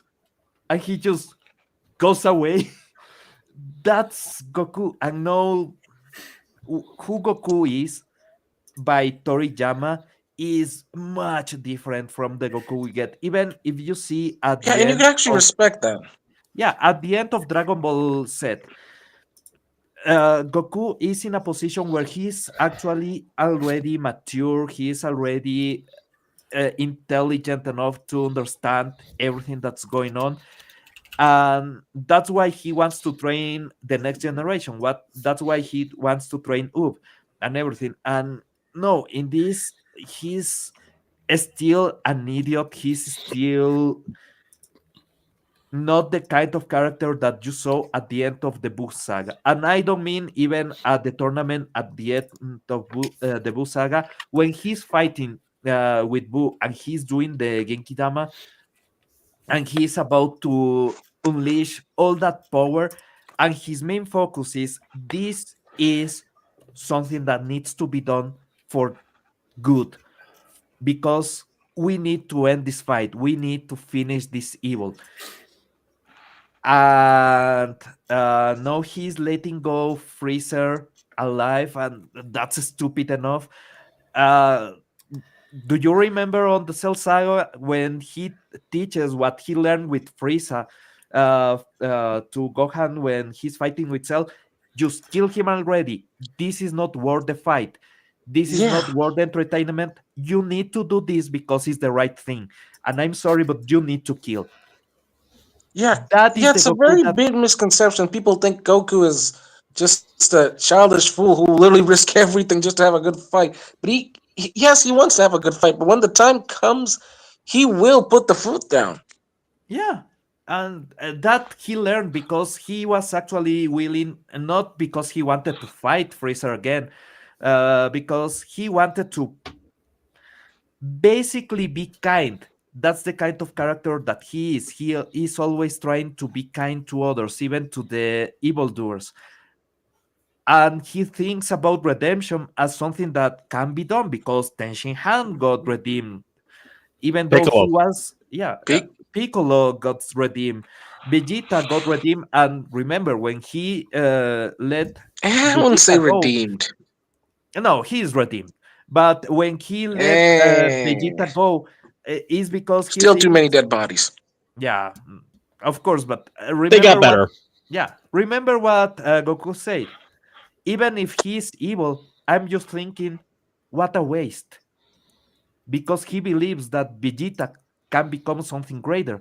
And he tried that with Frieza, and Frieza tries to kill him with the energy that he lent him just to stay alive. So he's like, okay, guy is dead, and I won't do this anymore. And with Cell, he was like, no, you need to kill Cell. With Boo, he was, no, you need to kill Boo. And no, he's an absolute idiot. Mhm. Yeah, I don't care what people say. You may laugh at me, but I'm just gonna say it. GT is the far superior sequel to Super. Yep. I have not watched these things, so I couldn't tell you. But I believe you guys. Even the ending and the sequel movie that came afterward explains all these character points you just described. Goku wanted to help build a better second generation after him. And the ending, not the ending, the opening for Dragon Ball GT is superior to any of the openings for Dragon Ball Super. Dandan Yes, Kokoro is still absolutely amazing, even if the series was not on par with Dragon Ball Z. Dandan Kokoro was exactly. absolutely as iconic as it was Chala And don't Hichala. forget the absolute shad of Saiyan transformations. Super Yep, Saiyan 4, Super bro. Saiyan 4 is great. Well, in the And meantime, at least we do have Daima. Eh. I'm worried about Daima. I haven't even tried it because I'm worried that it will be a super. I, so I to kind of haven't bring seen up, a single episode because of that. I so hear they're in some kind of arc where they're making a new Majin Buu. I'm really not that interested. All right. And that they I hate to undid be that that Bobby guy, D did Majin and was this Fenrir. weird demon lady. Honestly, I don't care anymore. I hate being that guy, but we do have a time limit. um you guys were on a great tangent, by the way.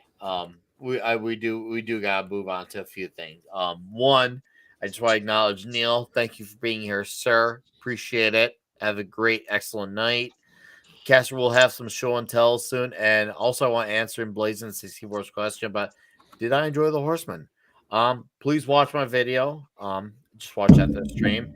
And yes, to answer your question, word for word, I did enjoy the Horseman.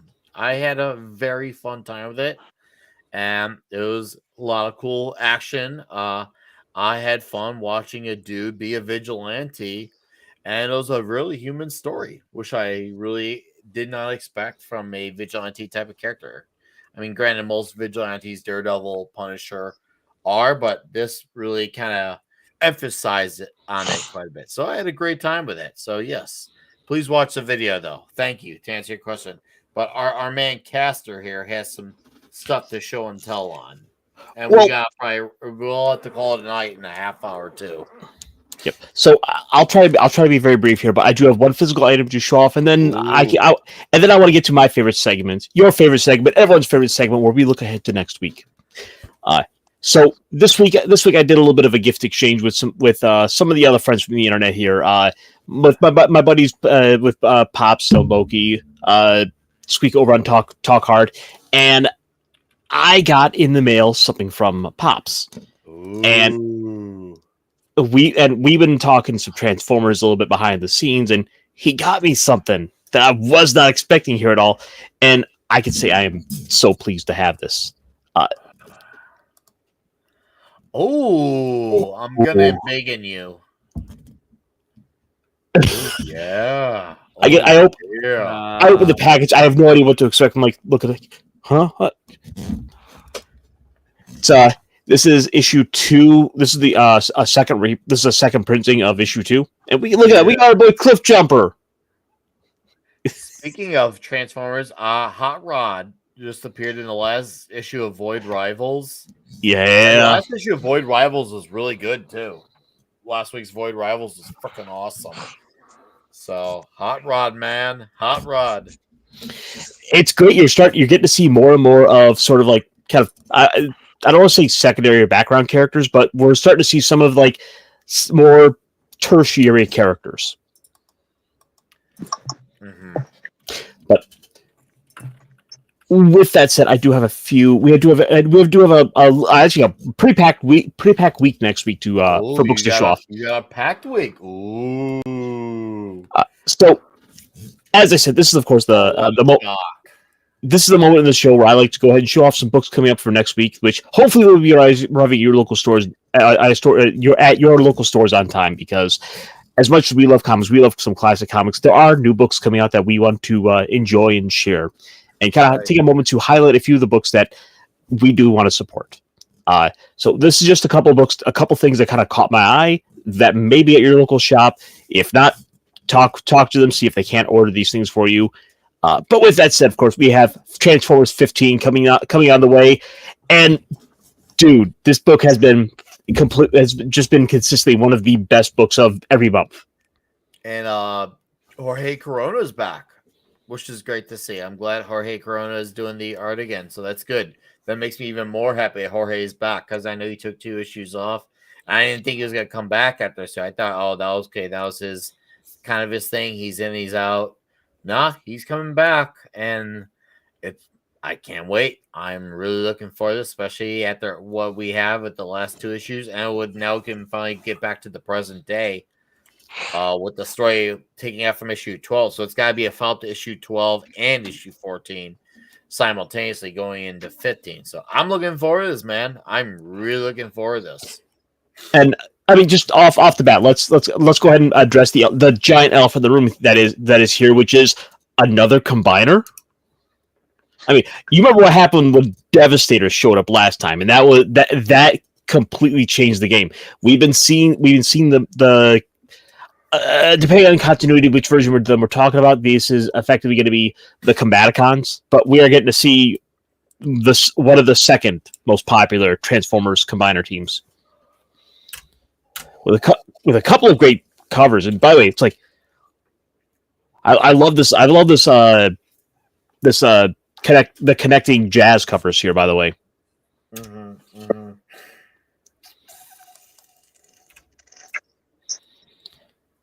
Ooh, who did that one? Oh, Ryan Brown did. Okay, I know who Ryan Brown is. Okay, cool. Nice.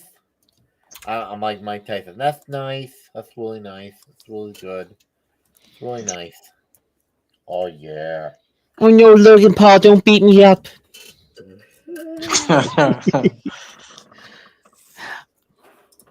Soundwave moves to finish the war with the Autobots, and all of Earth will suffer. Meanwhile, Optimus Prime and Wheeljack search for the answers to a mystery that may change everything they knew. I'm looking forward to this. I'm really looking forward to Transformers number 15. Me too. I'm excited. It's good to know that, the outside the big two, some places are trying. What we got with the indies too, Indiegogo, Kickstarter, Fund My Comic, Rippaverse, and then, the Dark Horse, the Images, whether it's Ghost Machine or the Energon U. People are trying to make, and of course, what you've been raving about with Space Ghost at Dynamite. People are trying to get some good shit out there. Hey guys, Marvel and DC continue to slide. Question: while you were reading Mephisto a couple of books back, were you perhaps reading him with the voice of Cobra Commander and GI Joe One Starscream? Because that's how I read him. I was not, but I could see why you came to that conclusion, though. I read it with a voice like this. No, for me, Mephisto has to be one of those tempting voices, the one that's always kind of in your ear, a constant hiss. Come, yes, he's promised you everything you could ever want with every single word. That's the devil, The devil. I prefer Cobra Commander. I actually, I can't remember what's the villain. At least you didn't say yes. Okay. Well, the voice I actually hear, this is probably gonna be this might be a controversial take, but for me, the voice I hear, who is that demon villain in the Powerpuff Girls? Him. Ooh, him. I get the voice of him when I read Mephisto. You cannot do villains like him anymore.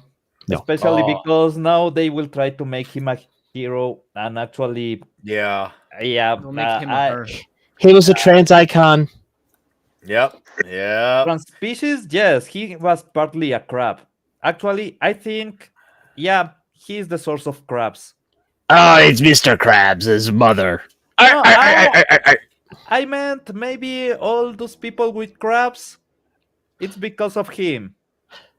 Well, I don't know about crabs, but I do have another book here to show off. So, like I said, I've got like 5 more books. So I want to be a little more tight with this. Yeah, be tight. Of course, one of our be all and ends around here. Of course, Conan the Barbarian number 17, which is coming back with the beginning of a new arc. Oh yeah, a new Conan the Barbarian arc begins with new Conan artist Dinika Brine. Chef's kiss. I've seen her stuff. It's good. I've seen her stuff. It's good. She's got this. Conan the Cimmerian and Belite, pirate queen of the Black Coast, are in their prime, enjoying a life of decadence and debauchery. But a flagrant flash of wealth brings unwelcome attention from thieves with a taste for danger and agents from Stygia on a dark mission for their serpent god. Ooh, yeah. I'm looking for this. We had a great story with the Frost Giant's daughter, which was the adaptation, which showed a massive leap in quality from Doug Braithwaite on that art, and the fact that I really saw the first 3 of the 4 issues was the story as it was told from the Robert E. Howard, but then they went into the Crom aspect for the final issue, which added a huge other layer of like, oh, okay, he's questioning his beliefs, and went into that for a whole issue. I really enjoyed that. I was like, wow, okay. And now, of course, the story is told through God, what's her name? The Frost Giants are Tula. Why am I forgetting her name? You regardless, you get what I'm getting at. It was told from her perspective, so it was cool to see that happen. I was like, hot damn, no. It was a really well told story. on that arc, which has been done quite a few times, but this time I was like, oh, okay, this actually definitely adds a fresh touch to it. So Atali is her name. I looked it up because I forgot. But once again, Doug Braithwaite, his art was killer on that art. Seriously, what an improvement from 5 through 8. I mean, which I thought was great. It was just following Roberto De La Torre is tough, but this was really up there. But carry on, Caster. Yeah, no, I totally agree. This is Conan is one of those other books that is a must buy. This is one you really shouldn't be missing on. And if you like your covers, we've got some pretty solid ones here from the mix. So I think, of course, we all know which one Nick's gonna have to get. Oh yeah, are you kidding me, dude? He looks like Bret Hart. Why would I not want this?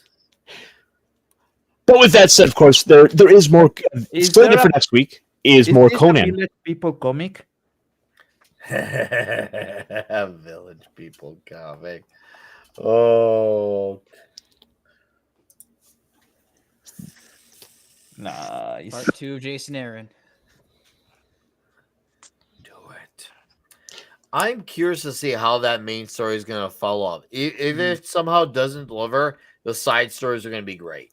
That's a thing. The side stories will be great, and the pinups will be great. But go on, Caster. It feels so weird to think that we've now had this going for a year. Yeah. It's crazy, right? Yeah, it's like where's all the time going? Like Transformers 15 issues in, we've got multiple Energon Universe series have come to a close. Some of these other series are starting to get up there into the higher single digits, and it's like 4 Captain Marvel relaunches. I know. But speaking of higher issue counts, one of the next books on my list, another one of those must reads, Space Ghost. So Wes has been raving about this series to me. Him and my buddy Drew, who we had on here with Aaron Sparrow a few weeks ago, they've been like you, Cass. I've been raving about this. And I'm just like, I'm gonna get the trade when it comes out, and I'm gonna finally go in and get some Space Ghost, because this seems like a series that has really gained momentum. Which is nice to see that Space Ghost is a default. You must read this. That's good to see, and it's staying that way too, which is nice. Almost a year in, right? Especially considering this is a character that's kind of floated under the radar for so long that people kind of forgot outside of those old Hanna-Barbera cartoons that sort of disappeared, and people only kind of lightly mention, or if they do mention the character, it's going to be the Coast to Coast show. Mike has bad news. He's a trade guy. Hey, normally I'm a floppy guy. However, for Space Ghost, since I wasn't sure how it was going to go, I'm going to give that trade a shot. I'm definitely going to give it. Seems like this has been the comic from Dynamite right now, and I'm excited. This is Dynamite. Oh, Black Diamond, dude, what a movie. Oh, that still hasn't been done for Toxic Tuesday yet. Imagine that. We still haven't done Black Dynamite. It's almost like I've been holding off on it for a certain If you reason. do it, I mean, all right. Oh, trust me, you're in. It's gonna be great. But Black Dynamite, I sell drugs to the community. Oh, I love Black Dynamite. So with all this, toxic masculinity we've had on display for all these books here, I think we gotta flip that dial a little bit. We gotta change things up a little bit, and we gotta get a little femme fatale up in this place. And my next pick is, of course, Witchblade. So just female toxicity. Oh yeah, I mean, we're still going for that male delight, but hey, what can I say? Hot chicks and skin tight armor. Like, what more do you need? Oh, Marguerite Bennett, yeah, I recognize her name. She talks to our buddy Andrew from Rippaverse. Yeah, she did a comic where Sean Gordon Murphy did the covers for. Oh, I gotta look up the name later, but yeah, she's got a good resume actually, and cool cat apparently. Let me see if I step over here for 1 sec. I show you like a list of all the stuff she's done. Let's see Well, it. She's had quite a bit of work from Marvel and DC. Done, she did some work with Batgirl in the New 52 era, Batwoman. She did some work with the Bombshells comics. Bombshells, I could see. Yeah, the other stuff is, probably like DC stuff that I wouldn't go out of my way for, but I'm curious about where she goes as far as like the indie stuff. Probably, she's definitely one of those types where I would definitely prefer what she does on the indie scene. Andrew, if you're out there listening, let me know about the one she did with Sean Gordon Murphy, because that looked really good. But she was involved in Power Rangers. Sweet, that was actually a good Power Rangers series. I remember that Power Rangers one. Red Sonja, cool. Is that one of the good Red Sonjas, though? That's the question. Says Dynamite 360, so it's either really good or really bad. One of the other books that kind of jumps out at me was this Unsacred, which is one of her books. It's a romance comic between like an angel and devil, but it was one I was enjoying it when it was coming out. You can have those as long as they're making their own story for that. It's kind of like the Archie thing. I'm not into Archie, but for that audience, okay, great. Yeah, I'm not saying that. I'll have to get the name from Andrew later. But for those who it's for, it's like, okay, great. It reminds you of the Ghost Machine comic. Line of comics from Image Comics. And I'm really enjoying Hornsby and Halo, which I thought was really great. It was written by Peter Tomasi, and the first issue came out last week. Really enjoyed it. And he's really good at youthful characters. Obviously, he did his stellar Super Sons almost a decade now. Holy crap. Time flew by. And I was like, oh man, Hornsby and Halo, killer. I really enjoyed it so far. One issue in. It's the heaven and hell concept, and then how they got to coexist on the planet, but with two teenage youthful kids. It's awesome. It's absolutely awesome. And Tomasi absolutely killed it because, of course, Spirit Tomasi. He yells at Midnight Edge. I heard about going out for. Yep. Oh yeah. No, Andre has been very vocal about his support for that series, and I've talked to Andre a few times about the greatness of that series. I will just say he has a direct line. If anybody knows about Conan, it's him. Oh yeah. Andre is the guy for it. Straight up. It's not even close. But carry on, Caster. So I have one last book. I have one last book that's at least caught up on my radar, and I like to always kind of sometimes stop and kind of point out a book that I might not have otherwise picked. I might not necessarily have on my pull list, but I think it's something that I think would be worth at least highlighting here. This is a book that I think might be up your alley, Nick. Ooh. Metal Warrior. Ooh. All right. Now I'm gonna be that guy who's writing this, because that is a really Crom. Okay. Metal. All right. I like the title. I like that it says book and vinyl record set. Cool. The adventure begins. This 8x12 edition of a perfect bound and packaged with a limited edition 7-inch vinyl featuring the Metal Warrior songs, the 1,000-Year War, threw a mighty wrench into the band's plans. But after surviving that and finally coming back together, the reunion nearly killed them. The graphic novel presented in this campaign tells the story of the nefarious villainy Metal Warriors who had to face before bringing you their brand new songs. Okay. So I can only assume, based on from a little bit I'm getting from this might have actually been a like Kickstarter or an Indiegogo campaign that funded just based on this this graphic presented in this campaign. Okay. Oh, I see. Okay, you know what? Yeah, I have a thing. You are right on the money. That if I see it in my shop, I will scoop it. I will scoop it. But what can I say? Some of these books kind of pop up now and then. They just flat out disappeared, but they were having a lot of metal bands and a lot of they had the Frazetta stuff. Closed up shop a year ago, and no one has any idea what happened to them. But I want to see some of this stuff come back. I want to see some more badass stuff, like the stuff of metal ballads and just getting poured onto the comic book page, and invading your eye holes and blasting out your eardrums. Invading your eye holes, but I mean, right now I'm curious to see the suicidal tendencies one shot was cool. I mean, granted, it was just an overview of their career. I still think the best metal-based comic to this day, which still hasn't been topped. It's been over half a decade now. It was Murder Falcon. That was an 8-issue limited series, still being reprinted for trades. Murder Falcon has been great, and people should read it. Written and drawn by Daniel Warren Johnson. It's great, and it's one of those rare series where the variant covers were killer. And this is one of the things where they were reaching out to the fan in me, the metalhead in me. So assuming hopefully that at least one of you in the chat understands a few metal albums, we're gonna look at some of these alternate covers for Murder Falcon because they are essential, straight up, and people should know about the greatness of some of these covers. So let me dig for an issue here. And dig for something. I'll just go League of Comic Geeks. That'll solve my problem.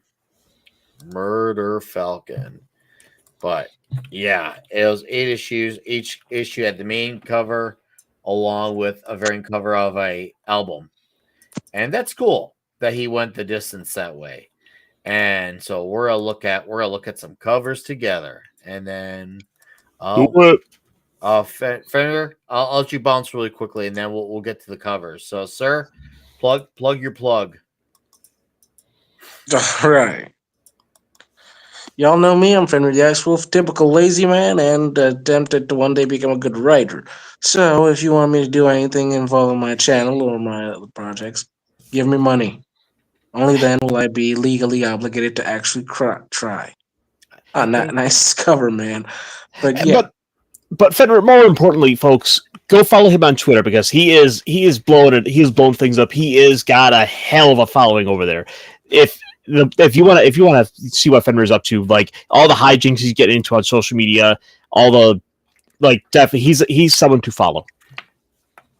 Thanks, bro. He's not. All right. I'll be going then. All right, man. Take care. Peace to all of you. Stay safe this holiday. And of course, if you find a stranger in the middle of the street offering you candy in a white van, absolutely say no. Unless, of course, the candy is kosher. Then you can just jump straight in. Peace. Take care, Hey, Fender. the candy might be drugs. Better So for me. issue one was dedicated. This is a nod to the Judas Priest album Painkiller. If anyone knows the Judas Priest font, except Murder Falcon the font, and there's the Judas Priest logo. Well, that's like their emblem. But yeah, this is a nod to the Painkiller cover. And then we'll go to issue 2. I can't remember what issue 2's cover was, but it was killer. And we're gonna look at it because I like cool metal album covers. And this is a huge one for me. Iron Maiden, Somewhere in Time homage. And once again, getting the font down. I love it. Iron Maiden, Somewhere in Time is one of my favorite Iron Maiden albums.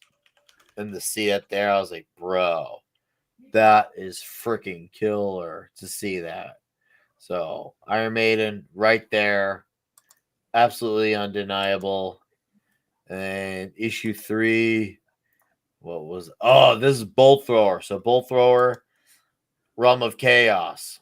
Bolt Thrower is one of the OG UK death metal bands where they sing about going into battle and battle cries, and I mean the cover should say it all. You can tell they're about going into battle. Bolt Thrower is one of the very first bands. They no longer exist. Once their drummer died, they were like, okay, well, we're done too. And they've not gone back together since. And they stopped making albums when they decided, okay, our last album was the best album. We're done making albums. When have you heard a story like that in the history of ever? They stuck to it. So when their drummer died, well, the band's done. We made the best album we could. They tried to make a follow-up, and they're like, oh, this isn't as good as the last album. So they scrapped it. So even if you are not into this genre, to even hear that type of story, that's a rare sense of credibility, integrity. That is very seriously. The amount of times I count on one hand that's happened is probably not even five. Not even five. Yeah. Bolt Thrower. Realm of Chaos. That's the cover for that one. Remember Bolt Thrower, especially So when my Nick, son's going to if bed. What's up? I was going to point out, if you right under the art there's a previous and next, so you can jump between the issues. Oh, could I? Okay. Yep. Well, I guess I'm going about the boomerang. So this should be more obvious, maybe based off of the Pantera album, Vulgar Display of Power, Vulgar Display of Metal, and this was done by the artist of Invincible, actually, Ryan Otley. He did that cover. You could tell. I mean, Ryan Otley is really good at action and fists. So that's based off of Pantera right there. Vulgar Display of Power, as they called it. And let's go to issue. Oh, I did it wrong. Okay, I get it now. I'm less retarded. Let's get to issue 5. All right, I can't remember the album name, but this is based off of Yngwie Malmsteen right there. That's a nice dandy cover. That is nice. Oh, look at that. I mean, come on, it's dragons. Hydra, Oh. really. How can you not love it? It's freaking badass. It's metal as fuck. That's what that is. And then this one's based off of Megadeth, Rust in Peace. And I'll tell you about this one. I got a short story about this one. So I was talking to Dan at C2E2, which is like one of the big Comic Cons that comes to Chicago. And I had him sign my Murder Falcon. And Dave Mustaine was coming to C2E2 simultaneously that one day because he was doing a show at the Chicago Theater. And Dan was like, "Are you going to be Dave Mustaine?" I'm like, "Yes." He's like, "Could you give him this to me?" And it was a comic that had this variant cover on it. I'm like, of course. So I went and talked to Dave Mustaine really quickly and briefly, got his autograph, which is the one I've shown off on my wall many episodes and moons back. But now I'm here. I'll show off on the camera. That Megadeth thing next to the Hawkman thing to the very far right. That's what Dave Mustaine autograph, and I gave him this Murder Falcon comic, and he was like, "Oh, hey, cool, thanks, man. I'll read this." I don't know if he did, but it was cool that he took it, and I'm sure it was cool for him to see his album cover from 1990 put as a cover, because why the fuck not? Right? All right, now this is based off of a Dio album right here. I mean, bro, you don't get any more metal than freaking Ronnie James Dio. Come on. One of the best. It's a great cover. It's the best cover. I like this cover. It's so good. It's mighty dandy. I love it. You should love it. It's so good. It's so bloody, bloody good. So good, so good. Yeah. Yeah. Oh, I remember it's from Holy Diver, based off of Holy Diver. So, yeah. Oh yeah. Yeah, that's the Holy Diver cover. People should look at it as the first album under the band Dio, not just, Ronnie James Dio, the singer, all that jazz, but the band. And then the last one, I think it was Motley Crue, I think. I think it was Kickstart My Heart. Motley Crue. Yeah. I can't remember that Motley Crue album, but yeah, it's Motley Crue. All right, dudes. I can tell we're starting to get settled in. It's been good. It's been fun. I can't wait to talk Strange and Doom, Triumph and Torment Part 2 next week. It'll be fantastic. It'll be diabolically huge. And thank you, Jeremy Woodfield, for becoming a channel member once again. Thank you, Brad Young, for the 2 super chats. And for those who hung out with us on Rumble, thank you as well. And for all of you on YouTube, whether it was a little bit, a chunk of it, half of it, most of it, and some of you, even all of it, I thank you guys as well for your contributions in the chat, for all the comments. Thank you guys for being here. Once again, greatly, greatly, greatly appreciated. And on my channel, I will have video or two out real soon, working on it. And then Toxic Tuesday, Planes, Trains, and Automobiles. We'll be back here next week for Clobby's Comic Shop, more Strange and Doom, and whatever else comes our way that might be significant to talk about. Oh, and go watch my review on The Horseman. I did post that a few days ago. Go watch that this show. You know what? I'll even do you one better, and I'll post it in the chat, so you got no excuses. No excuses, because I like me the horse. And that's what's going on my way. And of course, on my Midnight's Edge After Dark and Comics Division's channel as well. So let me get that Horseman link, and then we'll let these dudes plug their plugs on the way out. So I will start off with Mr. Pablo. Sir, let's hide this, and then let's embiggen you. Hey, editing more videos, so keep checking that. But I want to focus on something more important.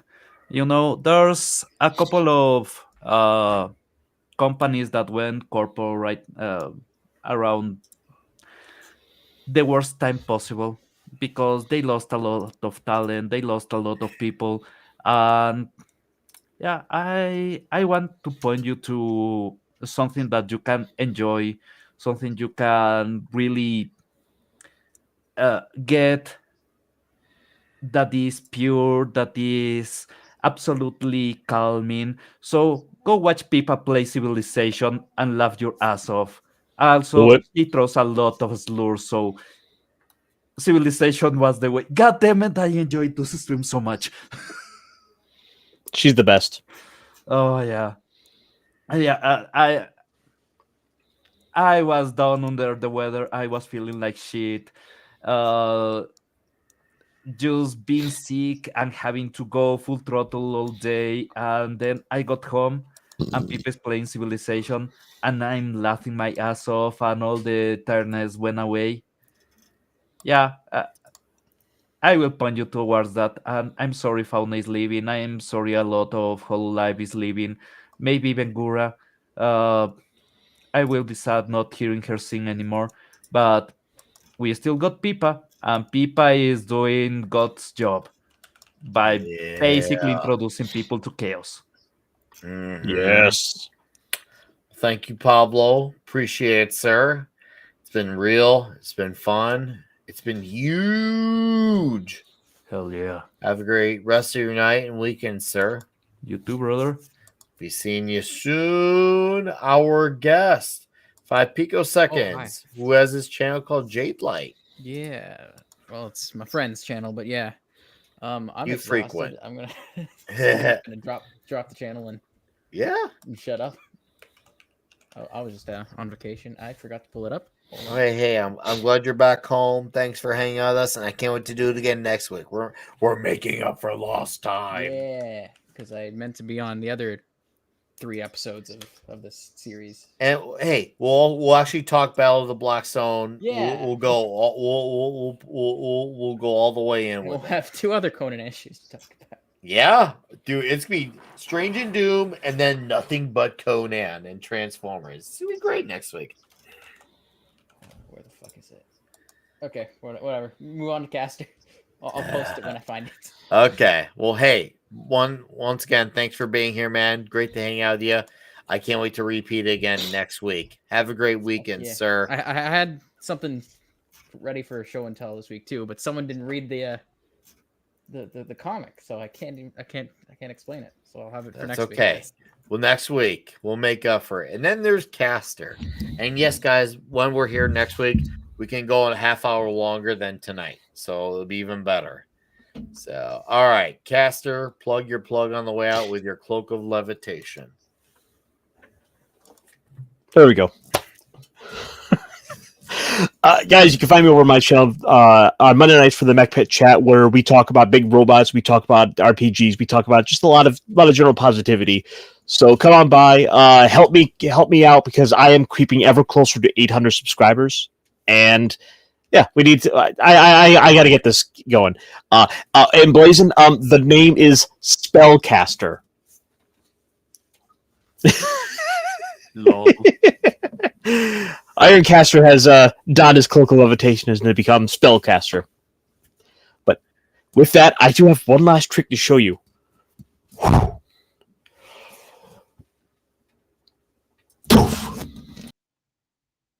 Nice. The only sad part is he can only do that trick once.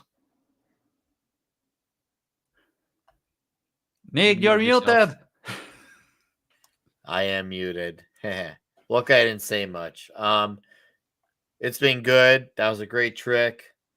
Thank you guys for being here on the channel on the panel. Have a great night and rest of your weekend. Goodbye, Rumble. Okay. Thank you. And YouTube, goodbye to you as well.